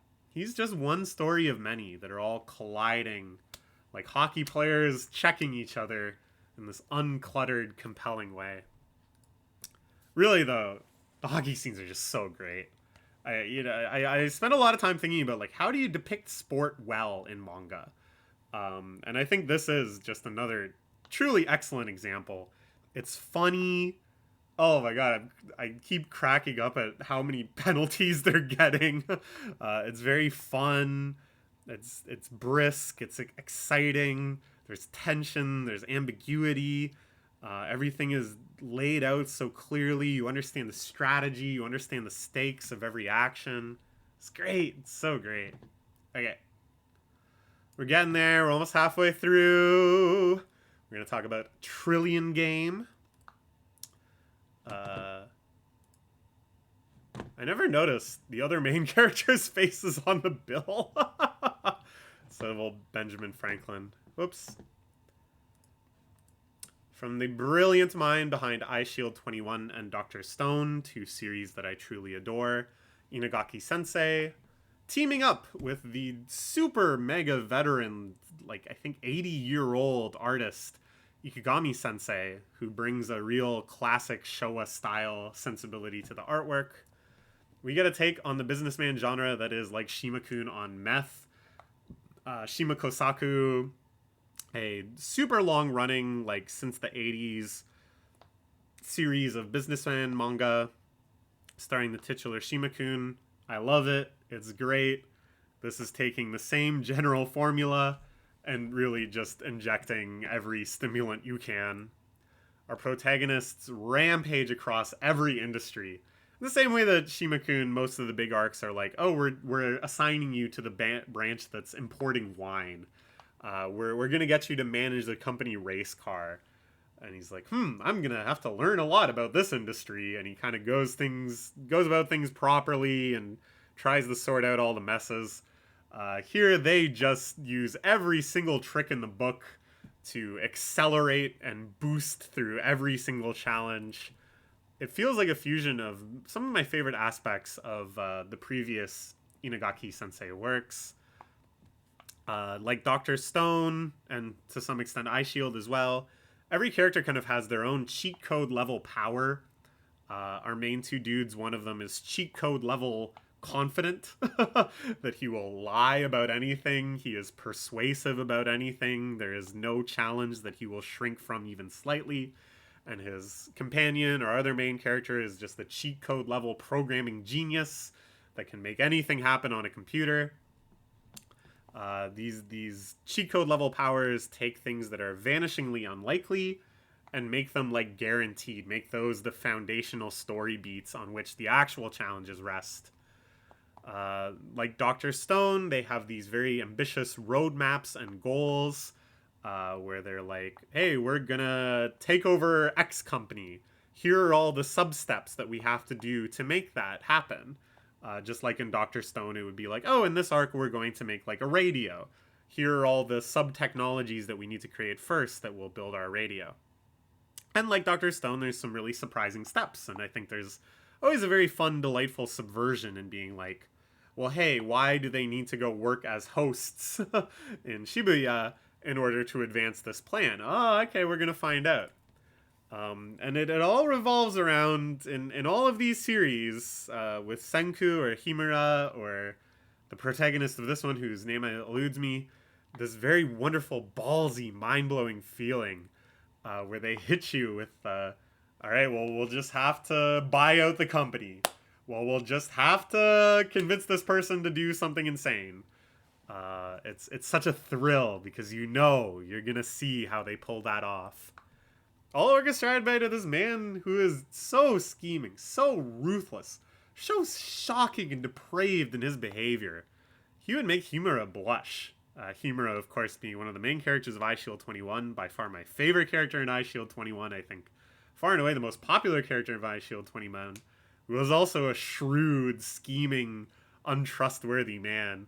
And I feel like they've taken that archetype even further here. Unlike almost every other instance of this type of story, which is a story about them trying to make $1 trillion and blow up as tyrants in the business world. Normally those sorts of stories, you know, your Wolf of Wall Streets or just Wall Street or whatever, they're like, okay, I enjoy them, but they don't get into me. I don't feel aligned with the protagonist at all. Nothing sparks within me. But something in this one infects me. Like, damn, maybe working at a startup isn't cool. Maybe starting a startup is cool. Like, remember in The Social Network? $1 million, that's not cool. $1 billion. Now that's cool. $1 trillion? Now that's cool. Everything is orchestrated in this flash forward framing where they cut between kind of the current adventures and some point in the future where they are actually unfathomably wealthy and successful. And it's like all of the stories are motivated by our main character reminiscing on the origin of these various things in his office. So it's like you don't know what or when these successes will happen. You don't know how far along. Maybe the author doesn't know how far along either. Maybe Inagaki Sensei is hedging his bets to see how popular it is. But it just sort of changes the emotional tenor because you're like, I know it's going to work. In the end, you know they're going to be successes. You're just along for the ride. And what a ride it is. I mean, like, I want to be along for the ride at least. I read all the scanlated stuff, and then the scanlators dropped it because Viz is picking it up to do an official release, which is valid, you know, why bother? Work on something else. This will come out in English eventually, officially. But Viz, hurry up! Start doing simulpub, please. I would like to read more of this. I do not want to wait for Tankobons for years and years to catch up. I want to see what happens. It ended on such a cliffhanger. Like the Scanlations did. Okay. Next, I'm going to get a bottle of water. We are over the halfway point. I don't want to rush through these. This is just going to be a long video. That's how it is. This is my superpower. This is my cheat code level power. I can just keep yapping. Even if this turns out to be 3 hours long, don't worry. We're going to get through it. We're next going to talk about Blue Box. All right. Here's the challenge. Imagine, if you will, and it will be nearly impossible to imagine this, but try your best. It's a weekly Shonen Jump rom-com, and it's not stupid. So the premise sounds stupid. It's a very contrived boy and girl tossed together scenario. Oh, I have a crush on Chinatsu senpai. If only I could get my emotions to reach her. Hey, guess what? A family friend of your mom's, her daughter needs some place to stay because her parents are moving. She's moving in with us. What? It's Chinatsu senpai. Okay. And yeah, there's love rivals, side couple action, every cliched school event arc they go through. And you're like, okay, I've read this before. No. Hold on. But despite all that, it is not stupid. In fact, it's like very anti-stupid. This is a very smart series. It's a rom-com that has emotionally intelligent, sincere, flawed but still likable, truly three-dimensional characters. Not just our main couple, you know, which is typically like fawning girl that has big boobs and 3 quirks, repeat X 5 times, varying boob size and hair color, and then add one guy, 0 personality, and like 3 wacky friends characters. And that's your cast. That's where the bar is with Weekly Shonen Jump rom-coms. And this pole vaults over that bar with having even very minor side characters that just show up for one arc, truly feel like human beings. These characters connect and communicate, not through just stupid, goofy misunderstandings and mishaps, but through honest, interesting, emotionally deep conversations that reflect their own beliefs and values, that feel like those real human beings having the conversation they would really have, that reflect what they're trying to achieve and do in life. And it's a good sports series, too. It's not just a good rom-com, but the premise here is that our main guy is a super try-hard badminton player trying to get to nationals. Our main girl, super try-hard basketball player trying to get to nationals. This is like the only sports series in Jump right now, and it's a good one. It looks both at badminton and basketball in turns. It reflects on competition, on competition's role in self actualization, gets in deep with it. It's not just cliches, it's not just platitudes of, well, I guess I gotta try my darndest, but like really digging into like, why is this worth it for you? Is it healthy for you to base so much of your self image about around this? Are your motivations for trying to improve ultimately self destructive? What will you do when you hit a wall? What will you do when you meet somebody better than you? What will you do if you get injured because you pushed yourself too hard? It digs into all of this stuff.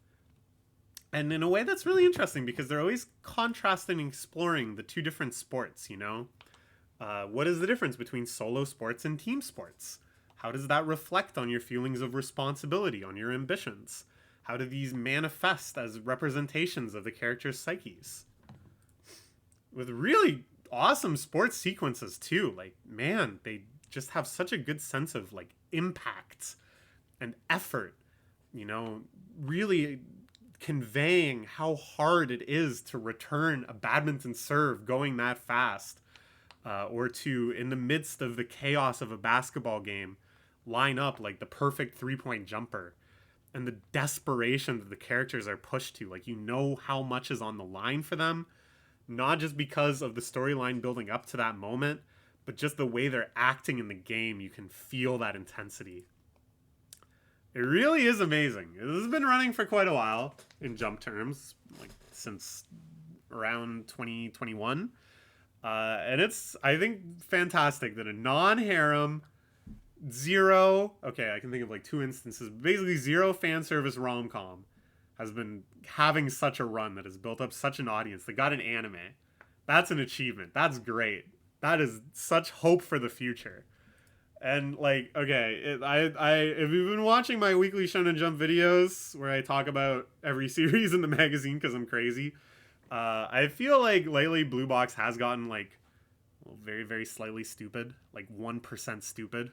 And I think it's because it's getting infected by another rom-com starting to run and Jump, Hima 10, which I don't hate. It's fine, but it is very much a stupid rom-com. It's like corrupting the logic of Blue Box, but only a little bit. I think it can fight off the virus. I think it can maintain this quality for a long time still. Okay. Next, we have, with the unmistakable art style of Fukumoto Sensei, these two buds on a train. This is Life in Tokyo Ichijo. This is one of the more recent entries into the fast-growing Fukumoto slice of life spin-off-averse, which, if you didn't know, Fukumoto, who is my favorite mangaka, has these very intense psychological series typically oriented around gambling.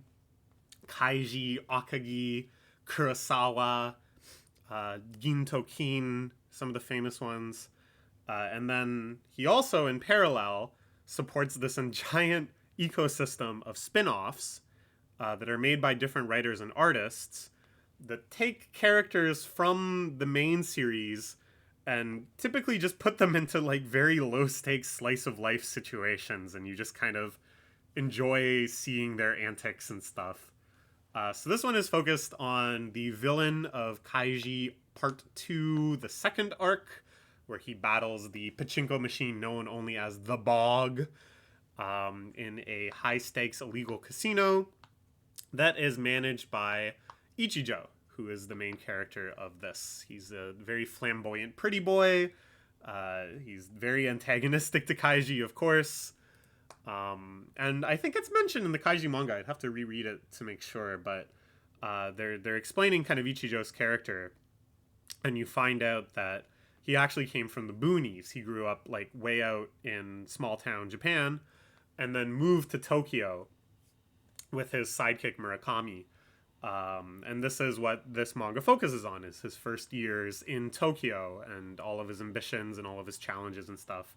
It's very funny too that Murakami is like the other main character in this, because he shows up in Kaiji, But he's like not a character. He's just the guy that Ichijo can get to do stuff. He's Ichijo's like henchman.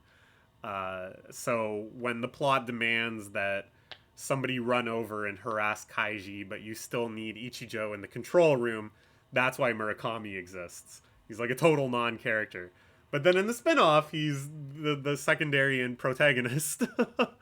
So it shares a lot of things in common with other beloved FKMT SOL SOVs, the Fukumoto Slice of Life spin-off verses. Some of these are like among my favorite manga. One Day Foreman especially I adore. But they all operate in kind of the same way. It's a very low-key, sitcomish, episodic adventure. Here we have Ichijo and a small cast of his friends, his co-workers at the restaurant, Murakami, some other buds. It's very observational comedy, very contemporary, talking about fads and trends among young people of today. It's never like cutting though, you know, it's never like a scathing critique of modern culture. It's just sort of silly, bantery, observational, what's the deal type stuff. It's also totally chronologically incoherent because Kaiji very clearly takes place in the 90s. You know, like they have gigantic brick cell phones and stuff. And then here in a prequel to part of Kaiji, showing Ichijo when he moved to Tokyo as a young man, which would have had to be in the 80s. Instead, he is living in the 2020s. They buy a Switch in one chapter and play Splatoon. He goes on TikTok. He gets addicted to TikTok in one chapter. You know, it's stuff like that. Generally, the tone is of appreciation. You know, learning why something is good, discovering the intricacies of it, having some sort of realization that sometimes is comedically painful, and then ultimately kind of growing at the end of the chapter. The pattern, yeah, is usually kind of confronting some confusing slice of life, like working out the social intricacies of how close you are as friends with your coworkers, or trying to understand a social media trend and see if that's something you ought to be doing too.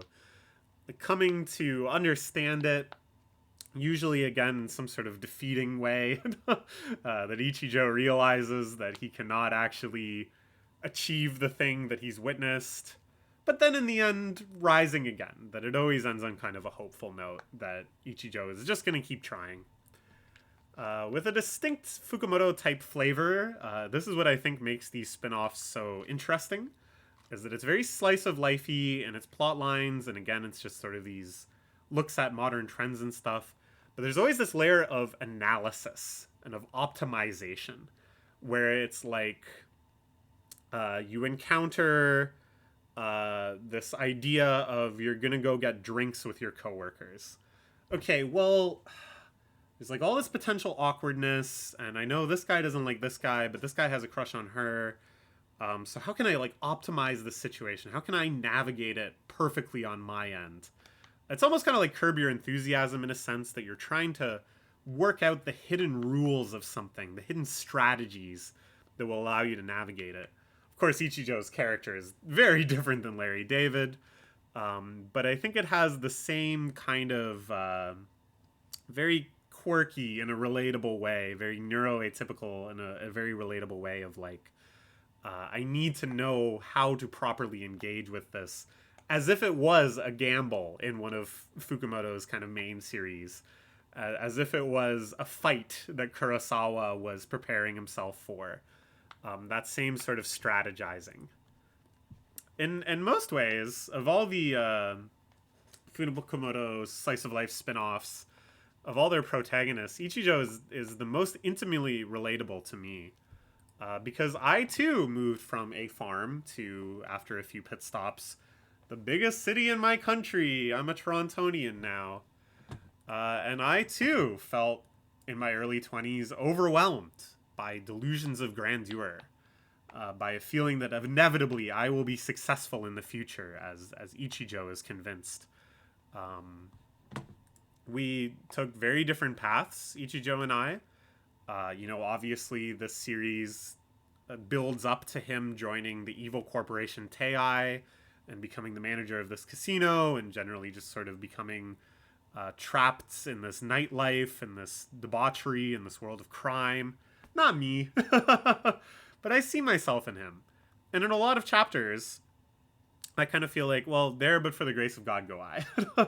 There's chapters where he gets kind of caught up in like these self-help scams, or someone takes advantage of his ego to convince him to do something silly or whatever. And I'm kind of like, yeah, I'm glad that I have the good sense to not do anything like that. But there was a time where I was that ambitious and I was that hungry that maybe there were other similarly stupid things I would have jumped on. And then there are chapters that I find really, really relatable, where the tone changes a little bit. It's a little more somber, a little more contemplative. And they're usually around Ichijo being in a mood. That he has waves of depression, waves of anxiety. He starts to panic. He starts to realize that maybe he isn't destined for greatness, that he could be a failure, that his life isn't panning out exactly the way he had planned, that he isn't fully taking advantage of this opportunity of living in Tokyo. Me too, bud. Me too. But in the transcendentally, nonsensically happy ending, which I won't spoil for you, but especially if you've read Kaiji, the ending of this one really hits. Me too. We're all gonna make it. We're all gonna make it. Alright, let's get into the top 10 at last. We are taking a look at this very intense looking manga, an eye reflected in a sword. This is Mijuna. Oh, I didn't type. This is a typo. Ah, that's an embarrassing typo. Because I made this typo when I was telling a friend about this series too. And he was like, hey, I Googled it. Do you mean this one? And I'm like, oh yeah, that's a typo. And I went, I should realize that's a typo because I know what this translates into. It translates into no rights. Mu-jina. Not me-juna. God damn it. Okay, whatever. Let's move on. Pretend it says... Why am I trying to... Pretend it doesn't say that. Okay. This is the latest manga by one of my favorite mangaka, Inio Asano, creator of Poon Poon, Solinin, What a Wonderful World, Nigahara Holograph, Dead the Demon's Destruction.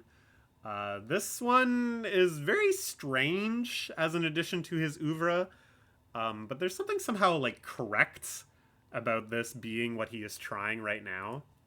After all of these very black-pilled, but sometimes also very affirming slices of life, very politico sci-fi driven slice of life, and then some like really brutal auto fiction. I don't know how well known this is, but he put out this single volume series, Downfall, which was just kind of about his challenges as a mangaka, how shit his life was, at least for a bit there.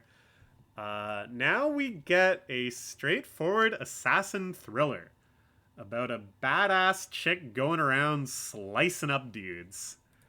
And maybe straightforward isn't the right word.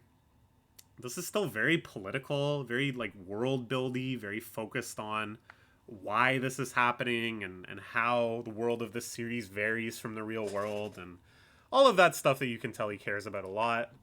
But there's just straight up action scenes. I don't think there's ever been action scenes in an Inio Asano manga like this. Like fight scenes, you know? Damn good fight scenes. There's a lot of like fan service in this too. In a way that I really haven't encountered in his works. Like his works have explicit moments, they have like sex scenes, but like none of the sex scenes in Pun Pun are very sexy. Even like A Girl by the Shore, which is like very erotic, I wouldn't say is like fan servicey. It's just sort of like frank depictions of sex. Here there is some like weird set fan service, but I think it's like definitely fan service. It feels like a very interesting counterpoint to Sakamoto Days, which is, I think, the closest analog of the series in terms of theme and character and stuff in the shonen genre, which is very firmly like the seinen genre. Um, the key, though, I think, is that although both of them are quite cliche in many ways, assassin thrillers, both really make you care about the characters and stuff. Because at the end of the day, despite all these genre trappings, this is very unprecedentedly genre, I think, of Asano. This is still quintessential Asano. Every character introduction is woven with sad microfiction, just very short excerpts of characters' lives that introduce a lot of weight when most of the time, soon after, you get to see them sliced to bits. But not in a way that's tedious, not in a way that other character drama in some series it feels like very obligatory and like going through the motions of like, oh, okay, well now we're gonna learn the sad story of this character. All right, okay. Oh, what? His wife died? No way. But here it's very like biting, very quick, very self-implied, not overwrought, just sort of like glimpses of the characters, establishing them as like real people, just long enough that when they die, you feel bad. In the other direction, though, he really makes a point to show how each character, each story is a microcosm of society. That you learn more about the world building, about what everybody's going through, about what society is like in this world by witnessing each one of these little episodes. And then they're also woven together into these greater conspiracies where you realize that a lot of these have more significance than those isolated incidents, that they open up plot threads that are going to come back later, that these characters actually know each other on other levels that aren't revealed yet. You're never overwhelmed, though, by all of this. And I think this is an interesting contrast to a lot of other series I read that attempt to do stuff like this. Of like, oh, guess what? That's going to come back later. Oh, guess what? That's actually this guy. There's no sense of like, okay, well, I'm going to need to remember that. There's no sense of like, I need to unravel all of these connections all the time. Instead, it's like everything just hits on the emotional level, and the stories are compelling enough that you're not really tantalized to puzzle them out any further. And instead, when there is like a surprise of like, oh shit, this gigantic manhunt is actually focused on that guy we saw earlier, it's like a fun surprise. It's not like, hey, shouldn't you have figured that out? Which, you know, I'm not going to get too into it. I'm not going to give like counter examples and start complaining. But it really made me realize how much more fun storytelling is in this mode, where you can build up this vast conspiratorial scope and have that fun moment of realization and revelation without adding the weight of complexity, without adding the tedium of making sure you like get it at every stage. It's also pretty based. The leftist perspective of this series. It exists in this very strange, semi-plausible, semi-dystopia, where the Liberal Party of Japan, in what ostensibly is a goodwill move, extends the protections and resources of basic human rights. That everyone is now guaranteed a livable wage, a place to live, food, good health, everything. But in doing so, they set up rights as this commodifiable asset where everything is tied to your rights identity card. And thus, this black market emerges where you can sell your rights to be given to someone who is rightless for a variety of reasons. Because, of course, this is realistic. And in a realistic setting, this sort of liberal benevolence is not truly universal. And so I think it's like once you're 70 years old, all of your rights are stripped because you are not deemed productive anymore. Or if you commit any crime ever for any reason, all of your rights are just forfeit forever. And I'm sure there's all sorts of other disqualifiers and stuff. And so now there exists this trade where people are selling their rights on the black market. The rightless then become these sort of countercultural influencers.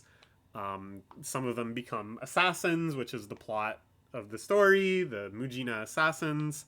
But others just are famous on TikTok, talking about how fun it is to live without rights. You can break any law you want. Sure, you have no legal protection from getting murdered in the street, but in turn you can murder whoever you want. And what are they going to do to you? You already have no rights. And in this bizarre, perverse, thrilling world, we head into the night again and again. Great stuff. All right, at number 9 is a series probably everybody watching this recognizes. Blew up as a giant hit anime this season. We're talking about Dandadan. This is one of the big manga of this decade, and has become a fantastic anime. And I would say it lives up to the hype. I've really been enjoying this one. Lovable characters, some mind-blowing artwork, and some of the really craziest action of this modern era. Such a fantastic premise too. Just like one of the classic films of modern cinema, Suburban Nights, it is all about the war between old magic, represented by spirits, and electricity, represented by aliens. But then, on top of all of this battle shonen action, it's just as much a rom-com, and this is kind of an open secret that really, when you get into Dandadan, what's really going to hook you more than the action is the rom-com, and it certainly excels just as much as a rom-com. I think this is a perfect example of a postmodern battle shonen. I'll try to explain this briefly because I already explained it in like 3 other videos, and it is a topic that I can ramble on about for like an hour. But I like to think of shonen in like kind of 3 major eras, battle shonen especially, I mean. You have your pre-modern, where it's kind of like Dragon Ball, and villains just sort of pop up out of nowhere, or Kinnikuman, Man, or Fist of the North Star. And it's just like, you beat one guy, and then another stronger guy shows up. And that's it. And then you have the modern shonen, which I think really kicked off with One Piece, where it's like, okay, well, let's do some foreshadowing. Let's say there's this whole kind of power hierarchy, and you're going to work your way up. And we're going to, like, tease some characters and say, hey, there's, like, 4 lords of the world, and you're going to fight each of them at some point, you know? Building up these power structures, making things a little more complex, having, you know, maybe some third-party factions and more complicated battle situations, more elaborate world building in general. And then you have the postmodern battle shonen, which I think is well exemplified by something like Chainsaw Man, where they are setting up like rules, they are setting up world building, they are making you anticipate, you know, oh, there's devils around every fear. There's like the gun devil, which is kind of lurking as this major antagonist. You can anticipate, you know, all these other scary devils. Oh, well, if there's a gun devil, maybe there's going to be like a knife devil. There's going to be a bomb devil. And it's like, to some extent, these things are rewarded, but there's no real explicit like promise or structure. It doesn't fit so cleanly that Denji is just like fighting stronger and stronger devils. It doesn't kind of emerge through the same sort of anticipatory techniques. Instead, something can come as like a total curveball still. And it's not like, you know, the previous eras have been obsoleted. There's still a lot of very modern battle shonen being written. But this one, I think, squarely falls into the postmodern camp. Because, like any battle shonen, we get arcs where our ragtag crew of comrades square off against some terrifying new force. And, of course, they have to use their various techniques and teamwork. They have to train. There's triumph. All the typical tropes that have existed through every era of battle shonen. I think what really impresses me specifically about Dandadan is this awesome sense of like genre-shifting disaster, where in the big climactic action sequences, it's like they're shifting into whole new modes of action. It's not just like fights, it's like truly chaos happening on many different levels. It reminds me a lot of Undead Unluck. Undead Unluck, I think, really mastered this sort of technique. But where a modern shonen would have this momentum and use it to start setting up, you know, some power hierarchies, some structures to this, some big villains that you will anticipate from arc to arc, some sense of, you know, like, where is this all going? What is their ultimate goal? What are they striving for? Building anticipation and hype as we climb up these hierarchies of power. No. Series doesn't really do any of that. Shit is just sort of happening randomly. Every arc is them just kind of stumbling into a huge problem out of like nowhere, with no sense of like, well, this guy is the last guy's boss, or this is one of 7 terrible foes that you have to deal with. It's just like, oh shit, it's this yokai. Huh? Whoa, okay. Okay, well, amendment. I wrote these slides while I was still getting caught up, and between when I wrote them and where we are now, not too many spoilers, but they are adding a little bit of this. Just a little. And I wouldn't say anywhere near as much as you would expect in any like modern battle shonen, but just more like weird things. More things to make you go, huh. I guess we'll find out about that later. Instead, all of the progress, all of the sense of anticipation, all the sense of milestones, of things changing from arc to arc, of working your way up some sort of ladder of successive steps, all of that happens in the rom-com element. And it's lovely. There's this real Takahashi type chaotic assembly of characters that all sort of orbit around the main couple of would-be rivals, of pseudo-love rivals. It feels very traditional in that sense, you know? Every arc kind of introduces some new person that kind of throws a wrench into the rom-com element and requires both a big high-impact battle sequence, but then also some kind of self-discovery and some honesty and some progression of the feelings of the main characters. It really feels like a true marriage of those very traditional rom-com elements and very wild battle shonen elements. Just like the spirits and the aliens coming together. Okay. Now at number 8, we are going to talk about another weekly Shonen Jump series. This is Witch Watch.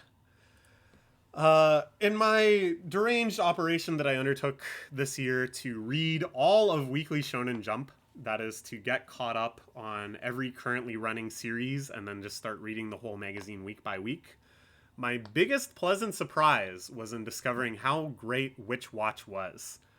And that's saying a lot, because lots of things exceeded my expectations. And there is another Jump series that I read as part of this project after this that I liked even more.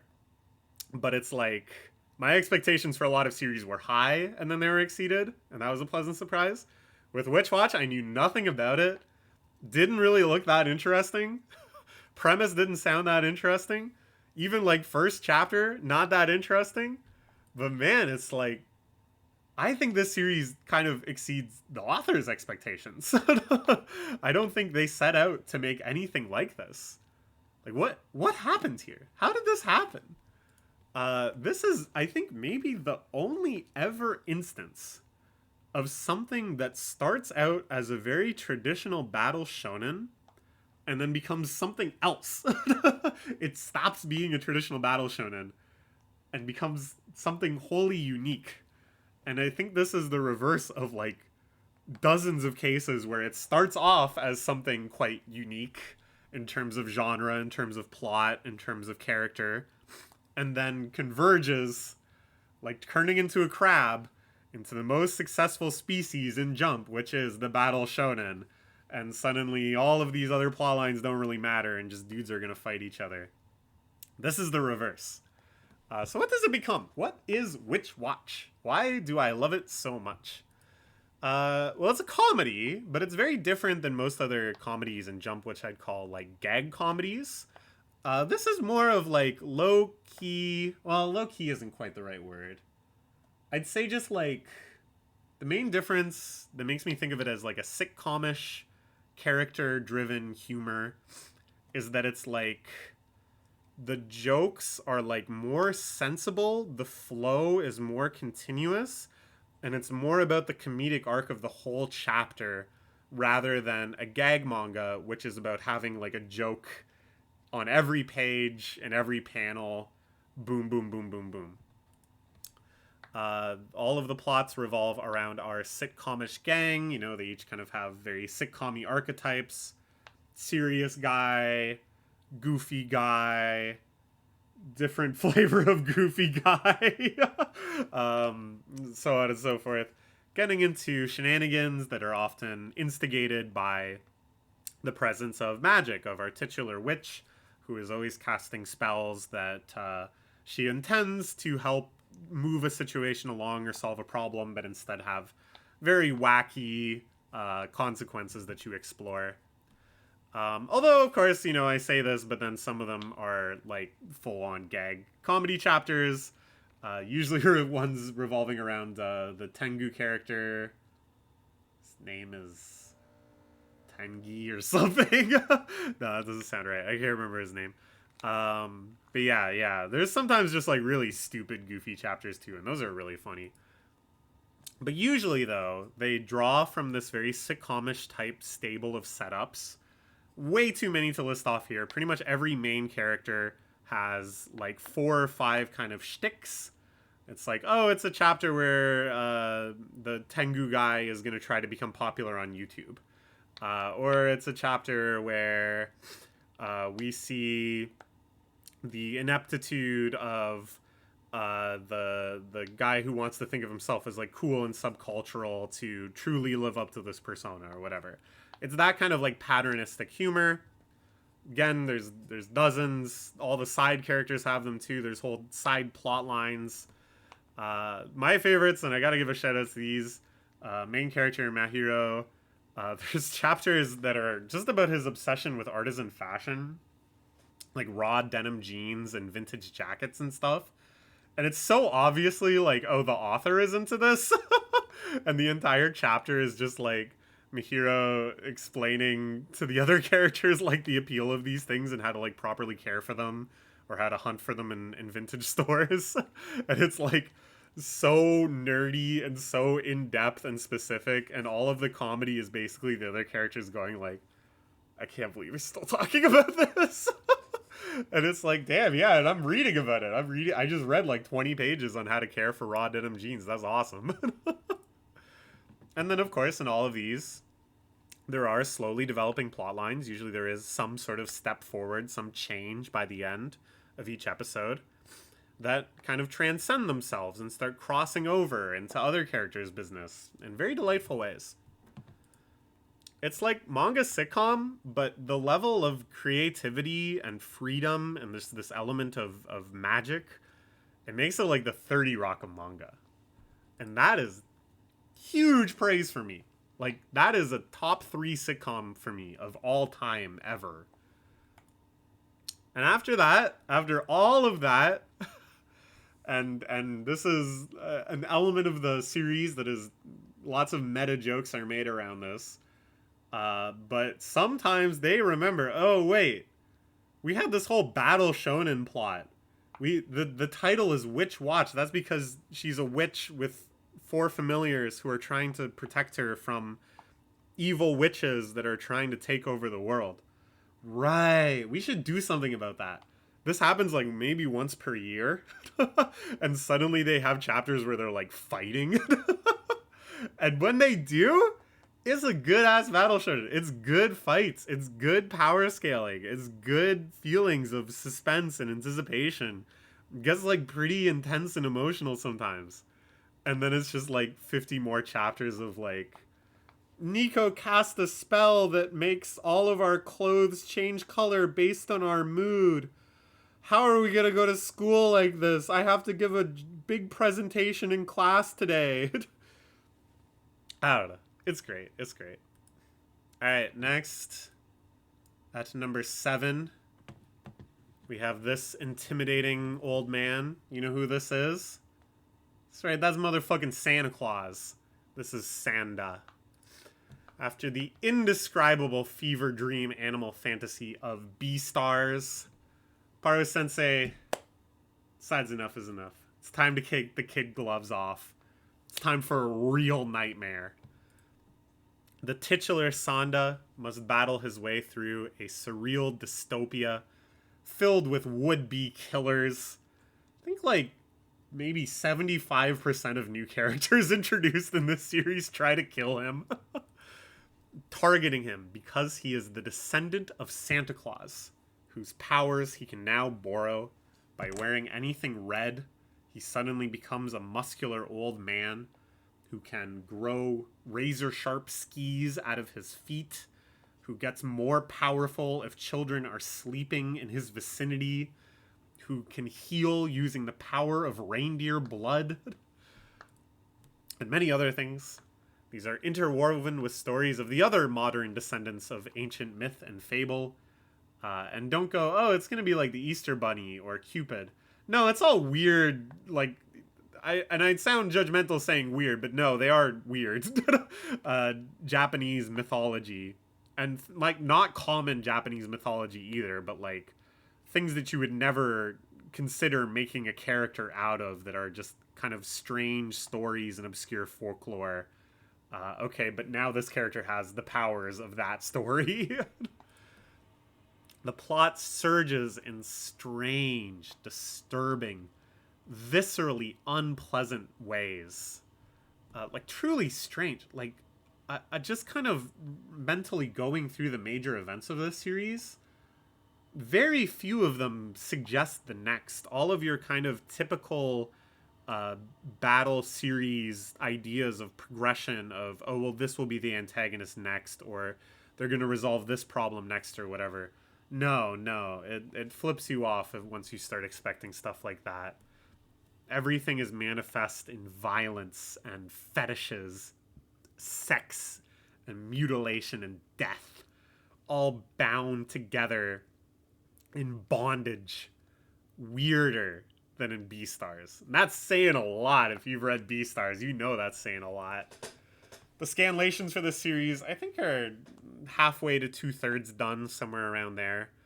And I still have no clue where the hell this is going. There's so many open plot threads. There's so many directions it could take. The tone, anything is on the table. The grisliness, anything is on the table. It could just get happy. I don't freaking know. And as much as this very abrasive, bizarre, this abrasive bizarreness really delights me, and it's a lot of fun for me to be like, yeah, it's weird, dude. It's unpleasant. Yeah. Oh, yeah, you just read that. No, it gets worse. That is fun, and I can't deny that's fun. And I am really, really looking forward to the upcoming Science Saru anime. Dude, can you imagine? People watching Dandadan, and they're like, wow, this is so fun. This is so cute. Oh, they love each other. Ooh, well, the one scene was kind of freaky, you know. She almost got... but, oh, yeah, overall, this is a lot of fun. Ooh, wow, Science Saru, they're making a show called Sanda. It's about Santa. Okay, let's watch that. And then it's just, like, filtered.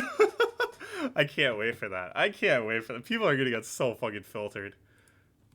I'd be remiss, though, to just kind of write this off and describe it only in terms of, like, yeah, it's so weird or whatever. It's brilliantly weird. The world building is very kind of classical sci-fi in terms of how the premise of Japan has declining birth rates, the population in general is getting more and more elderly, children and youth are becoming rarer and rarer. It's like, what if we take that and exaggerate it to the nth degree? This is the sort of society that Paru Sensei imagines.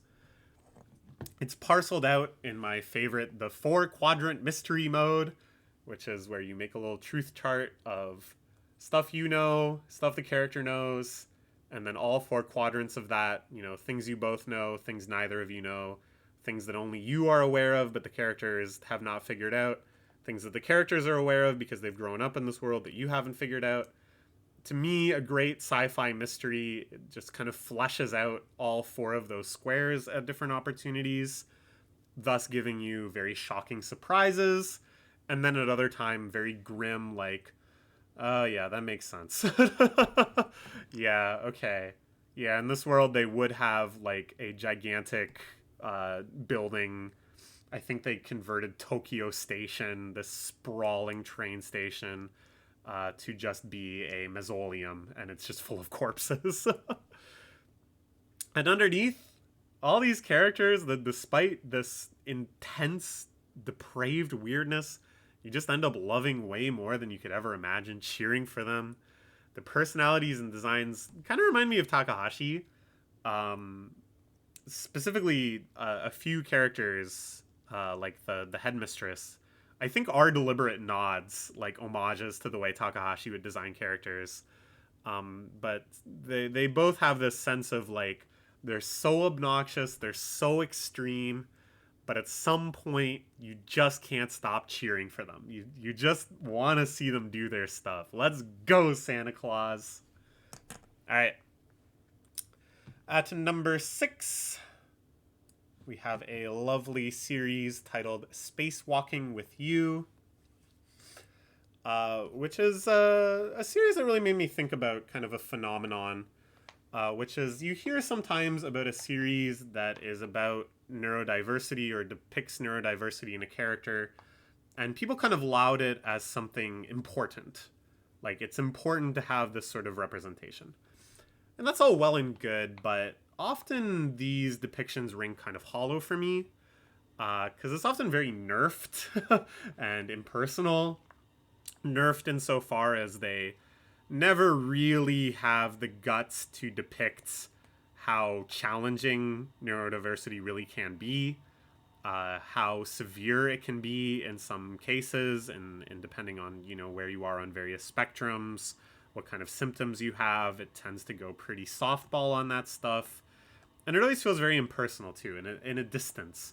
Let's observe this character who is not us.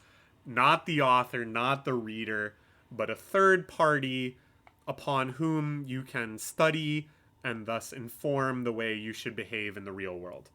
I don't think it's like immoral. I don't think that's totally misguided or anything. But it rings hollow. It doesn't really do a whole lot for me. I don't really walk away thinking, wow, that was so powerful. To me, the ones that feel most real are the ones where this depiction of neurodiversity is sort of incidental. It is not the focal point of the character, but the character is written in such a way that maybe even unconsciously, maybe the author did not even intend this, but because of their own perhaps neurodiversity, or perhaps based on the people that they were modeling this character on, the character takes on neurodiverse traits that again are not super central to how the character is portrayed, but instead are things you just kind of discover learning about the characters. And it's like those I think are better because they do feel more realistic, they do feel more complete, and I think they allow you to engage with the character in a way that's a lot more intimate, rather than if they're just put on like a display rack and it's like, this is an autistic person, learn about autism. This is, though, a huge exception. This is a series that is pretty much wholly about quite intense neurodiversity. Largely focused on the lifestyles, the struggles, and the coping mechanisms of our main characters who have quite severe neurodiversity. And it's in a way that isn't just super compelling. And it is super compelling. It's just like a very well written, very moving story. But I genuinely do think it's important. I really genuinely think there are people that could read this and discover something that could really help them. It pros this off first by making the characters very uncompromised. There's no sense of, oh, but don't worry, after all, they'll be fine. Don't worry, they're just in the middle of a painful arc, but it's all going to be good for them. There's no pulled punches, there's no softball. It's not just like hashtag autism things. Oh, well, they struggle with this, but their life is still fine. These characters are truly holistically impacted. Every part of their life is shaped to some extent by these challenges. it truly manifests in their lives as if they were real people. And it's not just like neurodiversity is a switch you turn on and off when it's time to make a funny joke or be in a quirky situation, but it's omnipresent. They're really struggling. Their coping is really hard for them, and good outcomes are not guaranteed. And the message isn't, oh, well, once you have figured out this coping mechanism and you come up with this system for yourself, or you make good friends, you make good supports, you make people that understand you, components of your life, you make a plan.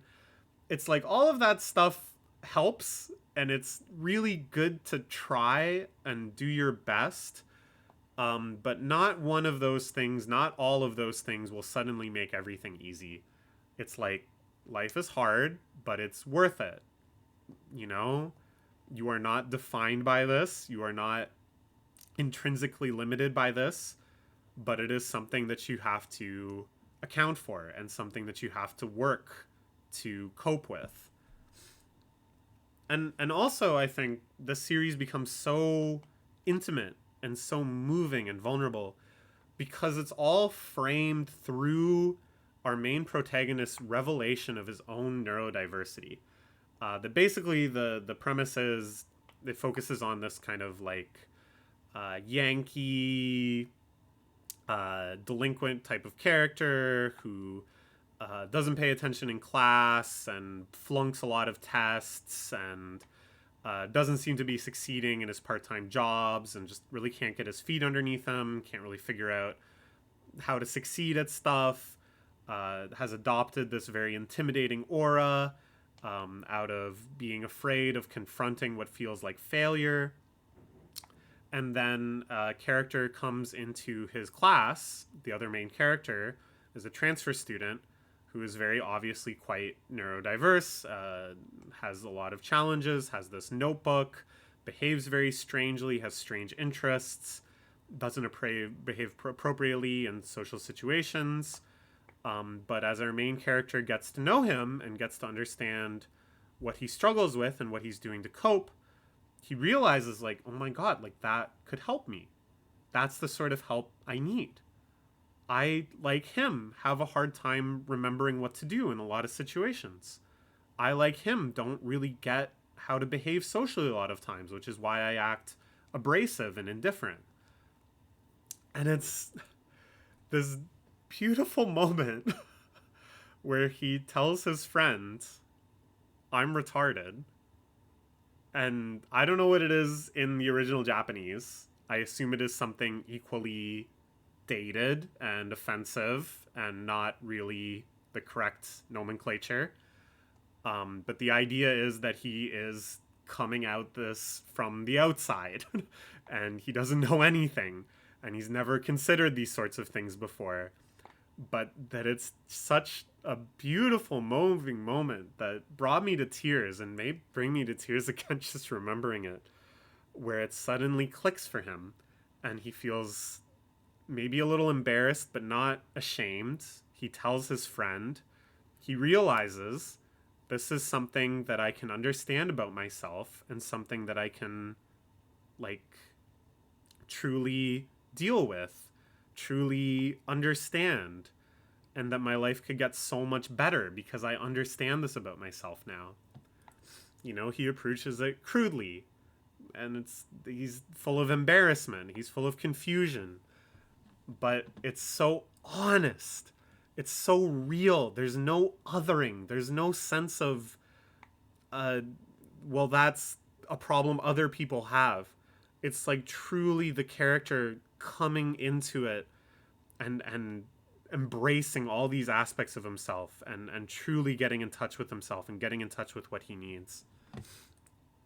And the way that through this revelation, connections start forming with more and more people in his life, people that now start to understand his own neurodiversity and then share their own struggles, their own things that they need help with, need support with. It's really beautiful. It's so good. And the art, it's like kind of amateurish.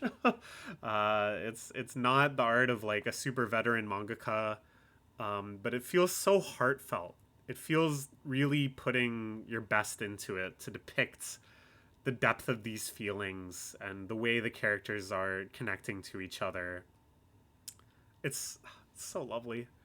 And it's like I don't want to speculate.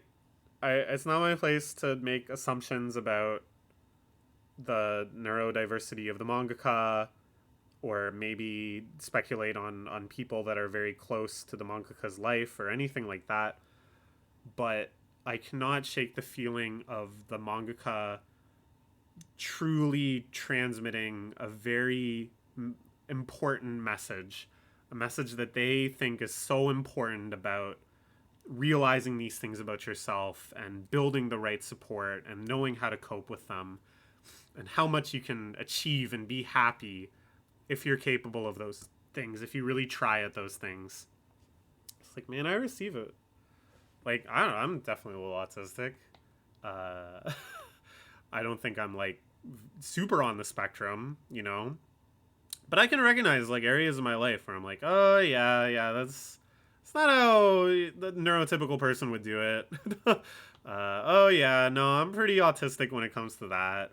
And yeah, there's no like shame about it or anything. I am lucky enough to have overcome those things, and I'm also lucky enough to know like a lot of autistic people, people that have shown me like ways I can cope, and things they do and their own struggles. And it's so important, I think, to have that in your life and to be open and honest with yourself and open and honest with others about, you know, your quirks and what you need and what makes you comforted and what makes you stressed.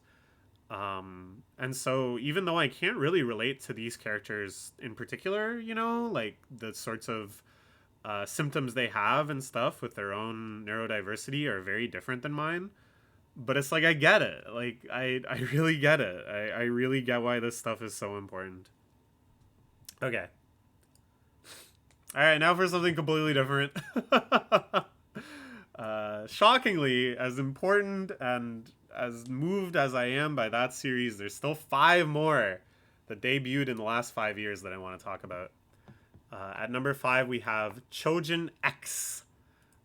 This is the next project after the huge multi-series epic that was Tokyo Ghoul. An intriguing variation by Ishida Sensei here. In some ways, it feels even more ambitious than Tokyo Ghoul, rather than being set in, of course, Tokyo and kind of building off of the real world that we obviously know.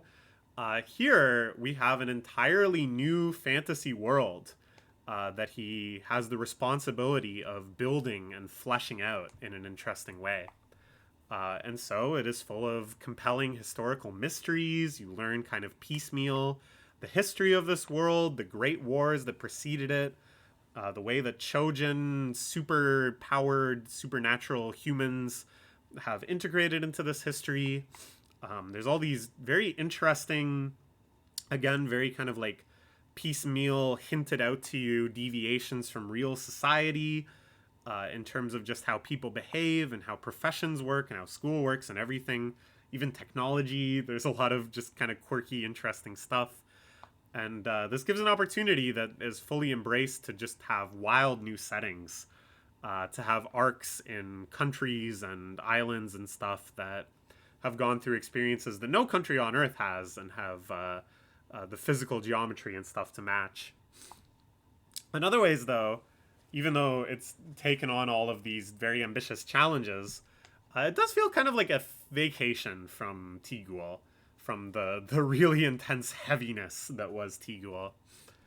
Tokyo Ghoul slammed you right off the bat with like deep, discomforting dilemmas, and really never let up through the entire history, the entire series. Here's just a few samples. You know, the core premise is there are ghouls, which are human-like entities, but they have to eat humans. Okay, that's pretty bad. But There are ghouls that are totally innocent. They're like children. So what do you do there? Some characters have ideologies in Tokyo Ghoul that kind of like break negotiation, that can't be reasoned with. How do you navigate those things? How do you kind of make peace with two conflicting, irreconcilable beliefs that are so firmly held by different characters? How do you break out of cycles of violence? Is kind of a common theme. This endless quest for revenge and retribution. Just a few samplers of the issues that series really delves into and grasps onto, and just never kind of stops shoving in your face and going like, hey, yeah, this still sucks, huh? Yeah, there's no answer to this yet, huh? Plus, the complexities of like 8 different power factions. I did a rough count in my head. I think it is like 8 that are all ambiguous in their own ways of good and bad, and what is their morality truly, and all the gray areas of their decision making, and all of the complicated relationships they have with all the different power factions. Yeah, there's some that are like very strictly evil, and some that you are pretty unilaterally rooting for the whole time. But it is complex and heavy, and you're never really in an easy position of going like, yeah, right on, that was a good thing unambiguously that happened. Here things are a bit simpler. It's a bit more fun. Generally speaking, we just have super-powered Shojin, and they are fighting for their values. And all of the kind of moral ambiguities and stuff that emerge from that are more on the individual and on these individual arcs, rather than these grand societal questions. And this is reflected in the general tone of the series. The characters are a lot goofier, generally speaking. There's some goofy dudes in Tokyo Ghoul too, don't get me wrong, but here I'd say almost every character has at least some sort of comedic bent.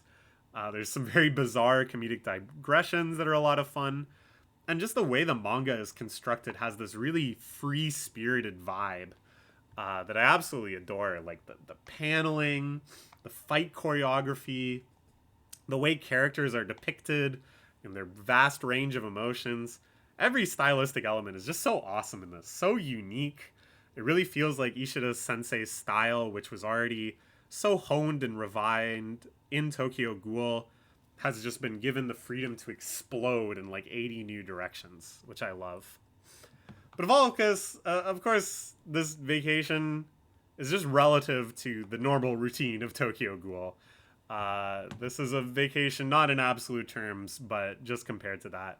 This is still very violent, very disturbing, very grotesque, very nightmarish, with more than a few moments of like real total despair, which are among some of the most memorable moments, I think, in Tokyo Ghoul. I don't want to give the wrong impression of Tokyo Ghoul. Before I read it, I had the sense that it was like very edgy and violent, and it is kind of edgy and violent, but it's a really beautiful series. Like the messages of hope and courage and standing up for your values and stuff in it are really kind of the dominant themes. But they do have moments of like true total despair, as well as this, that really chill you to the gut. There's still no super clear lines of good guy and bad guy. You can respect a character as being very noble in one situation, but then when you zoom out to another level, start asking a lot of questions around the motivation of that entire power structure, or maybe if there's some sort of third path or nuanced perspective that you're missing.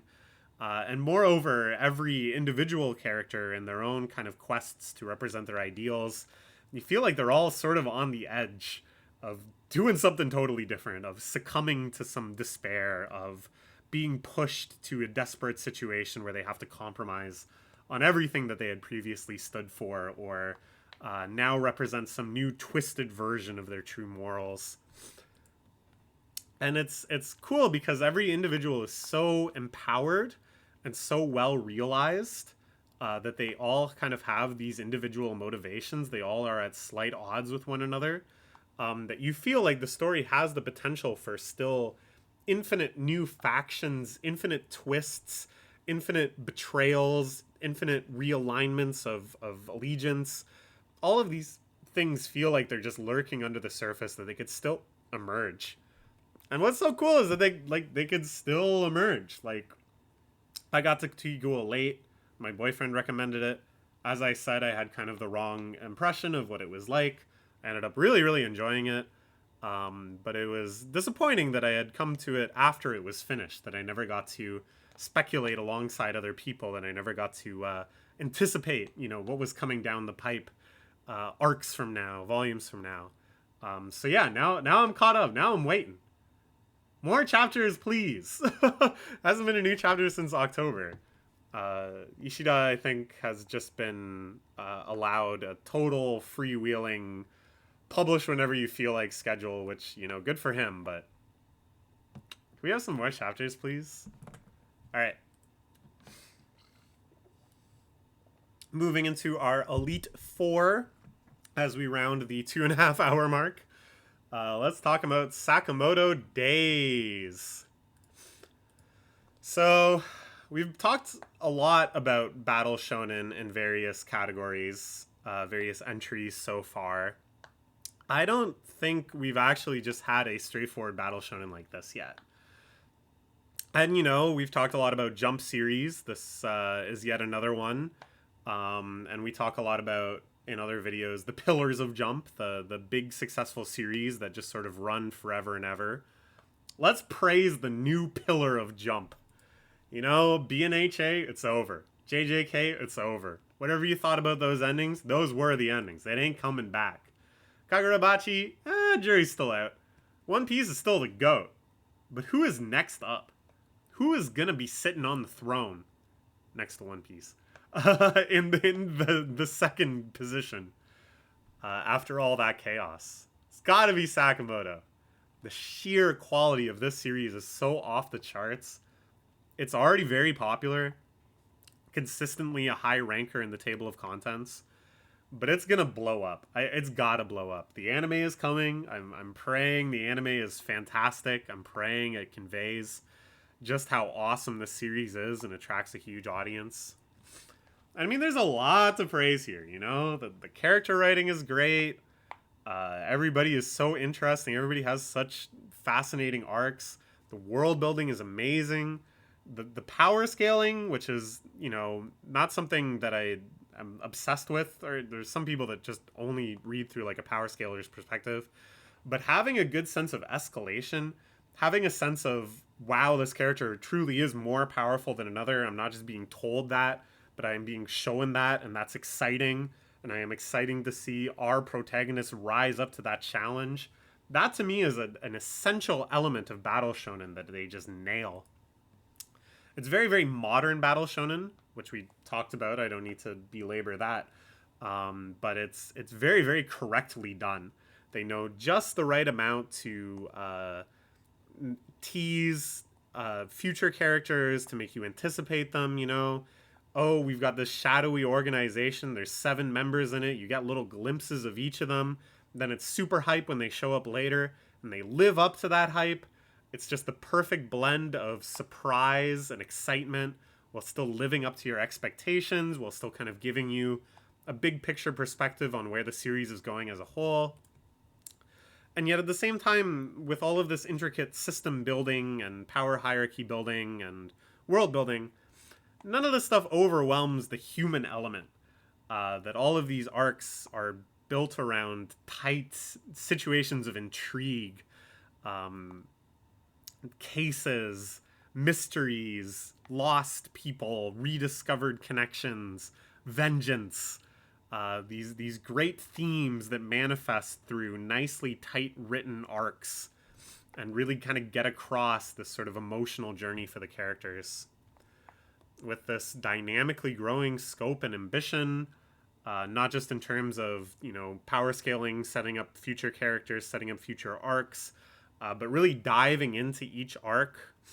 The ambition to say, hey, we're going to explore the Assassin Association prison, and it's going to be all about the crazy assassins that are locked up in here in prison and the adventure our characters go through in there.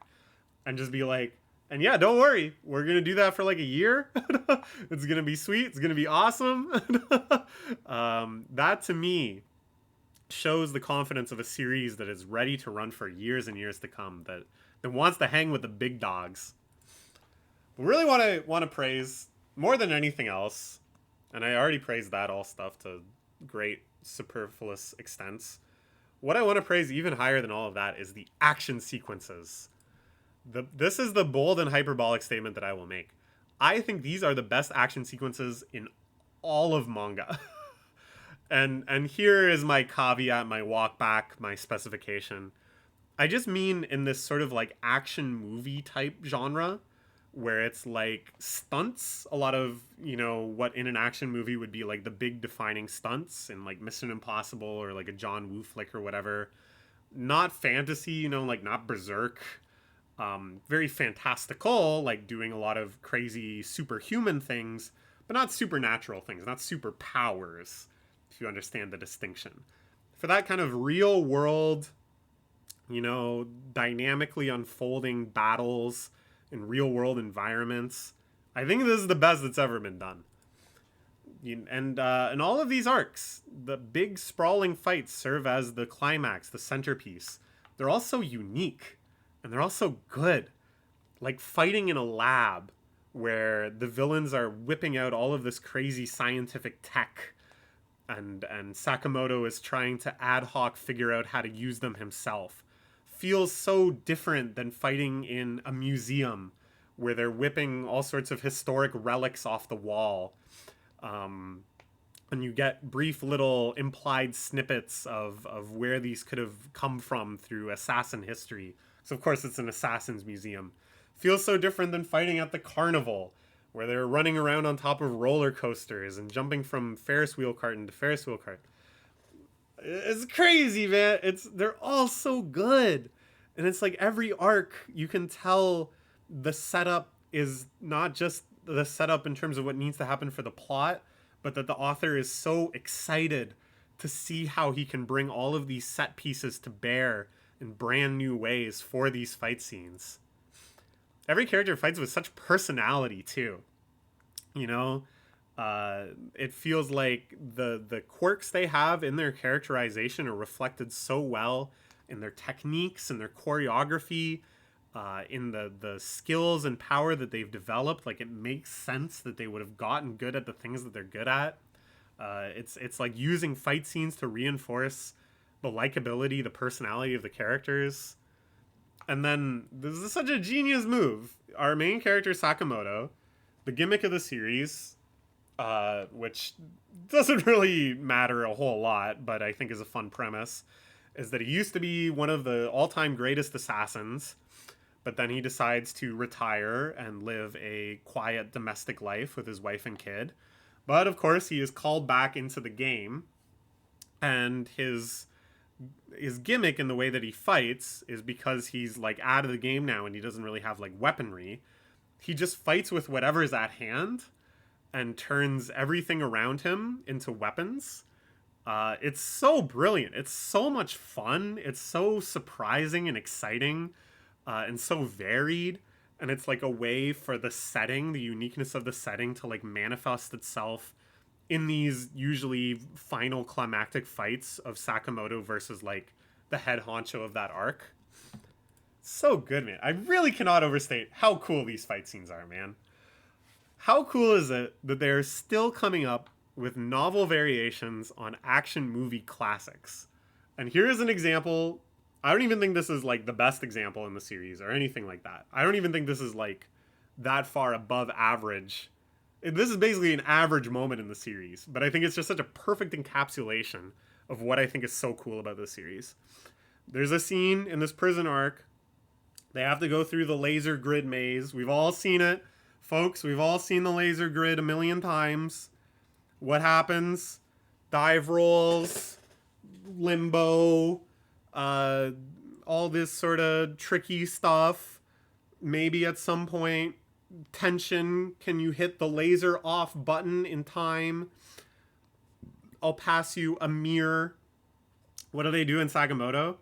Our cheat code level skilled sniper sees that our other protagonist is about to fall into the laser beam, he fires 2 bullets at precise spots to block the laser beam as the guy falls through. It's so ridiculous. It's so over the top. It's so unrealistic. It has such a cheesy funness.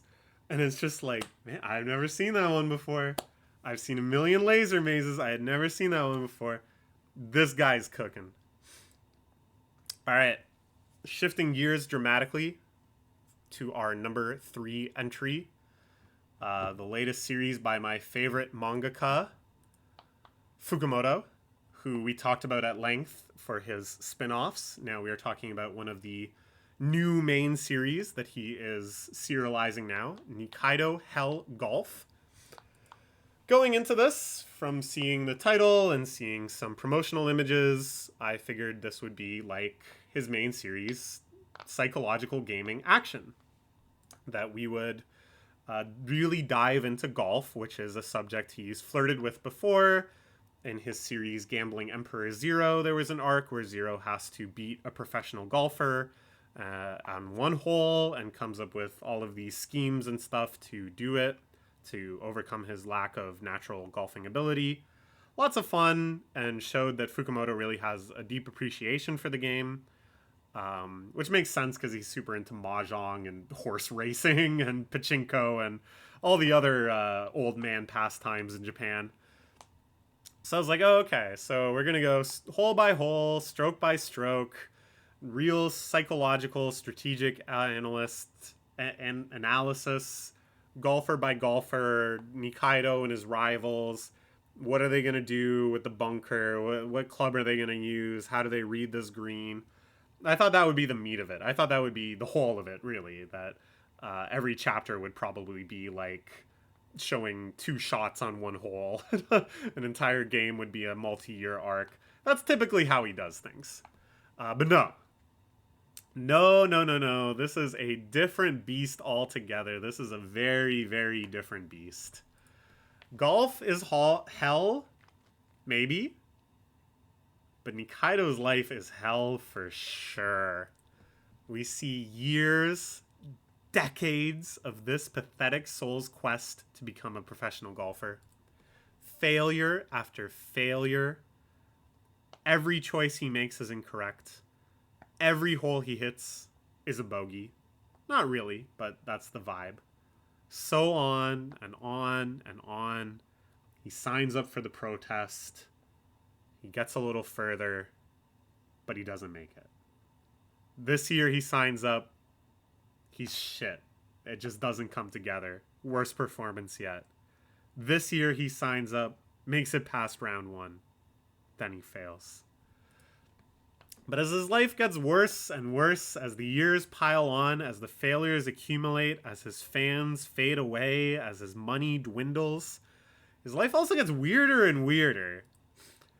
He's haunted by a strange shadow homunculus of his own despair.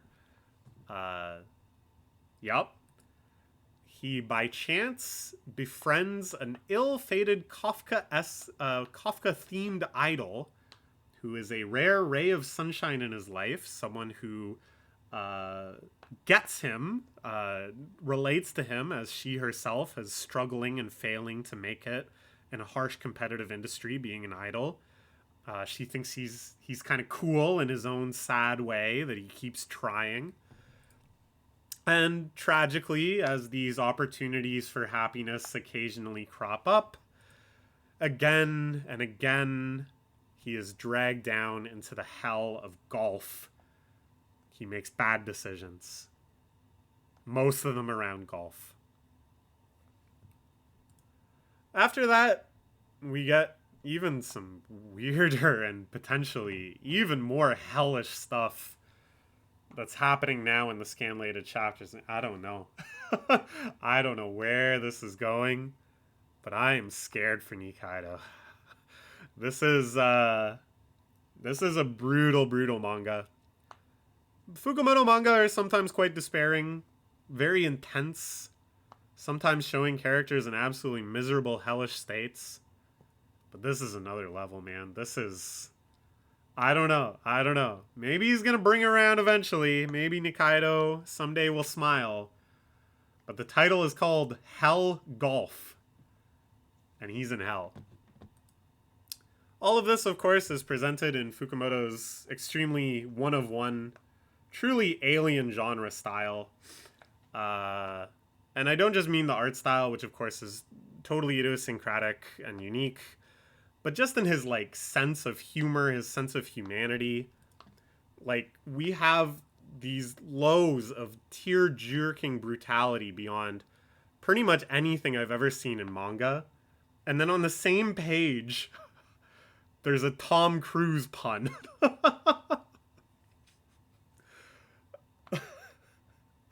And I don't even want to explain it because it's big spoilers, this Tom Cruise pun, but it's like truly stupid. It's such a stupid joke that just comes out of nowhere. Alright. Crazy, crazy stuff.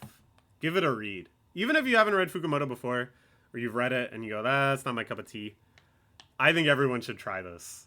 It is like such a wild flavor. You've never had anything like it before. You might love it. Next, we have, at our number 2 spot, Hira Yasumi. This one's quite different. Probably from the image alone, you can tell it's quite different.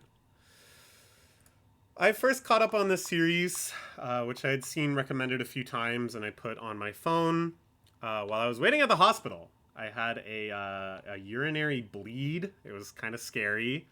I went in immediately at the behest of my boyfriend, who very kindly and patiently stayed with me to get some tests done, and then we had to wait for the results of the tests, which involved just kind of chilling in a little hospital cubicle until about 2 a.m. or later. Yeah, long night. And I read a big chunk of Hira Yasumi for the first time.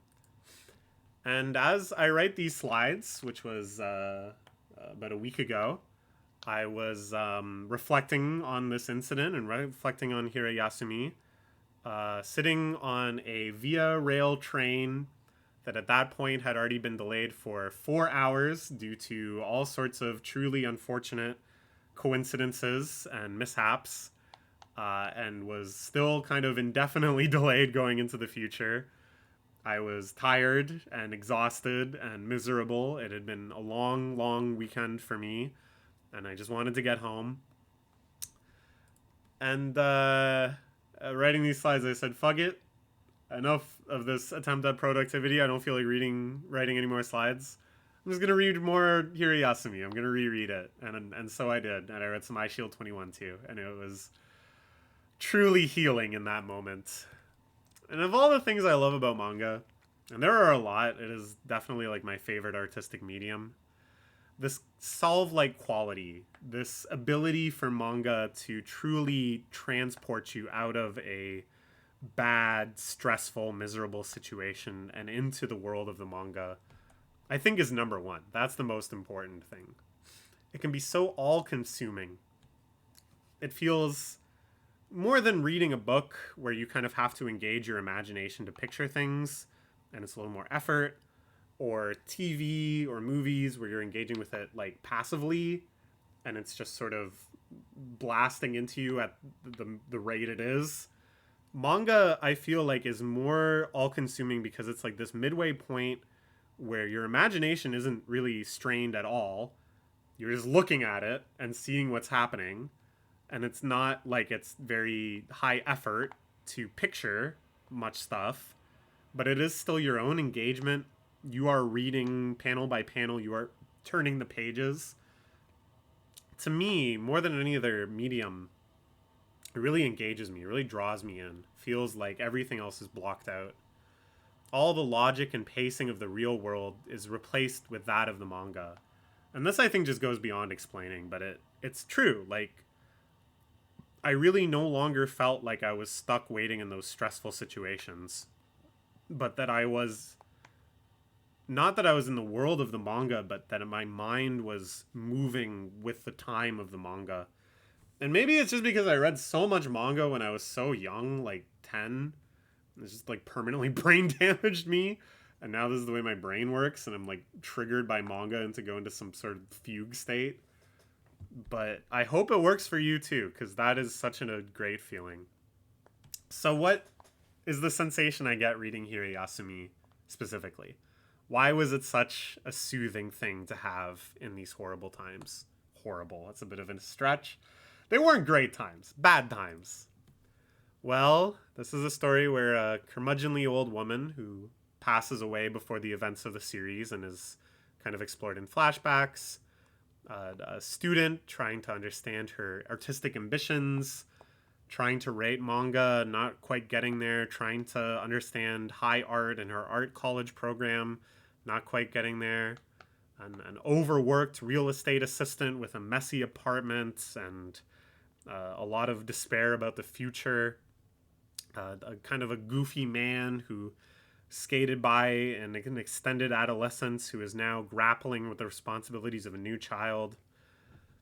All these characters and others, each troubled in their own ways, swirl and then calmly settle around our protagonist, Hiro. A man who, while not wholly untroubled, you know, he has some complexities too, he has some challenges, some decisions he has to make, radiates this aura of admirable, unflinching calm. Like Schoolback, you know, it doesn't need to be a totally emotionally balanced character or story. It doesn't have to represent the whole spectrum of human emotion. It doesn't have to tackle huge questions about the human condition or confront all the horrors of inequality and war and despair. Instead, this is a contrast to real life. These are soothing tales where there are challenges, but every challenge promises growth, where you just have such faith and such love for the characters.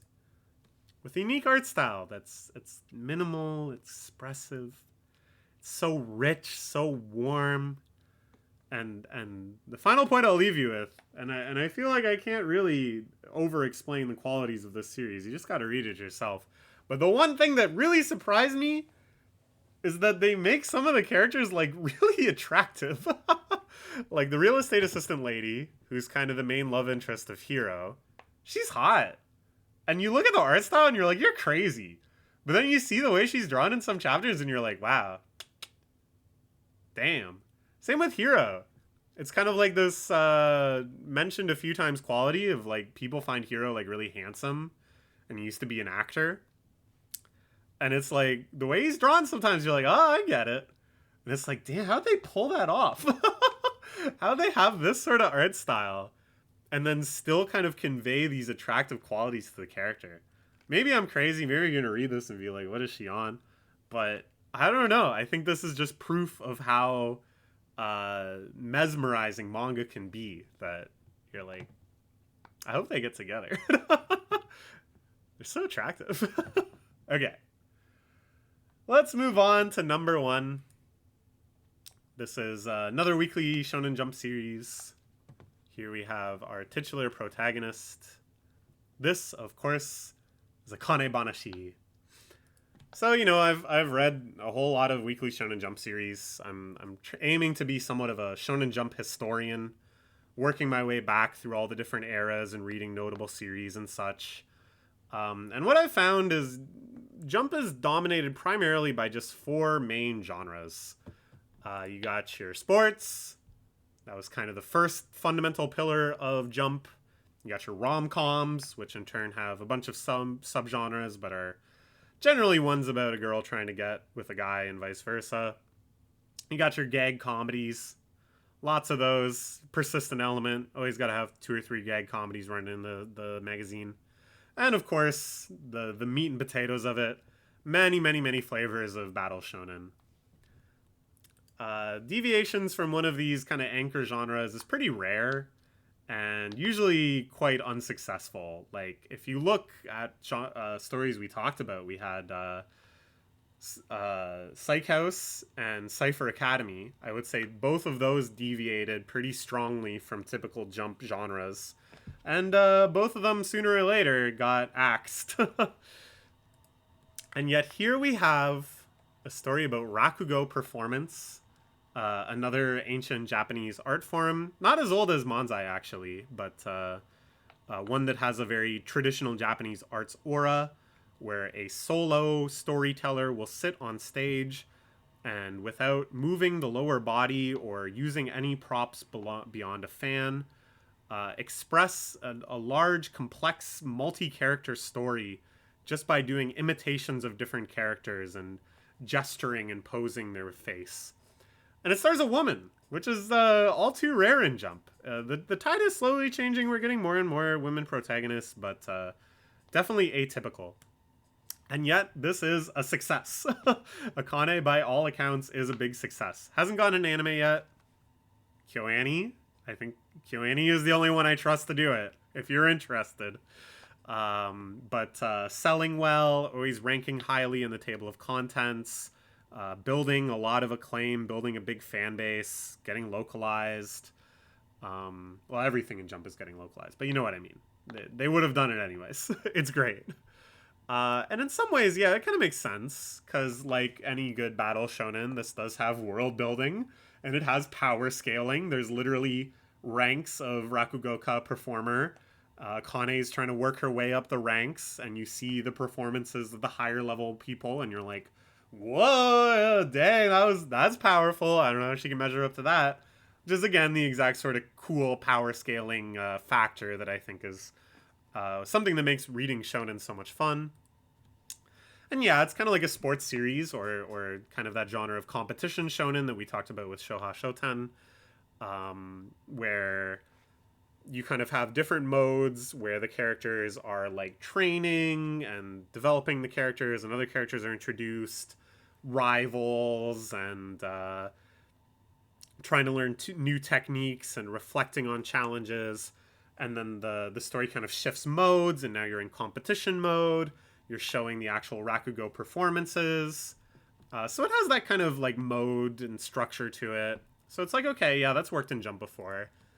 But it's also pretty different than like anything else in Jump's history.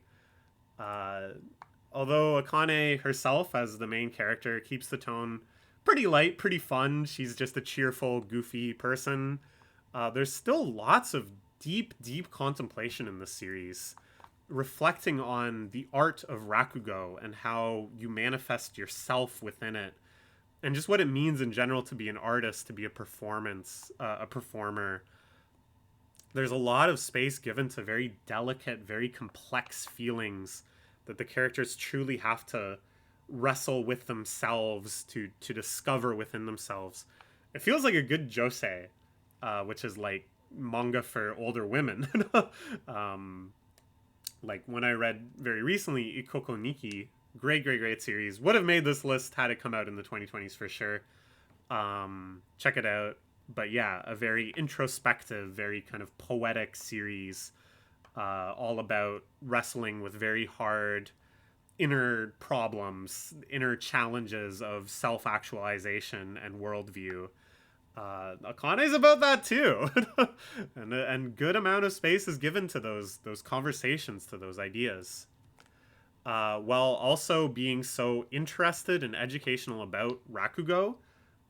There's a whole genre that I adore, that I read a lot of, that surprisingly didn't really make this list. I think just because most of the ones I'm reading are very old now. Very old. Over 5 years old now, which is like hobby slice of life, where it's all about characters indulging, embracing and learning some hobby, and then you, the reader, learn the hobby alongside them. Akane sometimes takes that very like educational tone, where they just delight in showing you the intricacies of the world of Rakugo in a really entertaining way. What are the behind the scenes things happening at a performance? What sort of things does Akane need to do to formally rank up? What are the distinguishing factors of these ranks? What is the history of all these different stories? How are stories passed down? How are they learned? What role did different stories take in different eras of Rakugo? And it doesn't just combine these elements. And it's kind of like, oh, now we're doing this mode, now we're doing that mode, and they're all good. But all of them are like so enthralling, and it's like you could just engage with the series as a competition series that's all about like world building and power scaling. You could just go into it and be like, all I want to do is learn about Rakugo. You could just read it as like a character study of Akane and of these other performers. And every one of them is so good that it becomes so much beyond its sum of parts, where it's like you're just being so compelled by every element of it. And it so deftly moves from teaching you something to showing Akane grappling with some decision to showing a performance of Rakugo itself. Lovable, compelling characters experiencing profound arcs of self-actualization. That's that good stuff, man. I don't just care about overcoming struggles. I don't care about the base layers of Maslow's hierarchy of needs. Sure, get a girlfriend, whatever. I want to see people getting to the tippy top of understanding who they are as artists, of tapping in to that grand dream of truly creating something great, of that manifesting before our eyes on the stage. It's such excellent, lively, varied art, such expert crafting of each page, each sequence. This is like the first story by this author and like the third series ever by this artist. It makes no sense to me that it's this good. How the hell are they doing this? And this just makes it. By far, to me, the best part of the series is the Rakugo performances themselves. And that's quite a feat, I think, to have a series that operates in this mode and then make you so eagerly anticipate each one of the Rakugo sequences and how it's going to be different and how each character is going to manifest themselves and what is the story going to be. Just enjoying the performance as if you were in the audience. The art style shifts to reflect each story. You get immersed in the world of old Japan in which all these stories are set. The suspense of watching the performance and knowing what hangs on it, knowing that this is the promotional exam of someone, knowing that this is someone's dedicated performance that they do every year, knowing that this is the first performance by a young upstart, feeling that weight, feeling that significance, the reflection of the themes of the greater story outside of Rakugo in the story within Rakugo in these like profound ways that you only realize halfway through the story. Oh my god, he's not just performing this story for no reason, but he's chosen it because it reflects the situation that we learned about outside of the performance. It's so good. Like, they're sometimes so moving and so sad, these Rakugo stories, that I want to cry. And then sometimes I'm just so proud of Akane, and I can tell she's doing so good, and you see a big leap forward in her career in the story, and I want to cry. And then sometimes it's just so good, and I'm just so impressed at how well every element comes together that I want to cry just out of like pure impressed awe. 10 out of 10. I cried 3 times. 30 out of 10. The manga is a 30. Best thing that Jump has published in a long ass time. Maybe my favorite manga in Jump since One Piece. And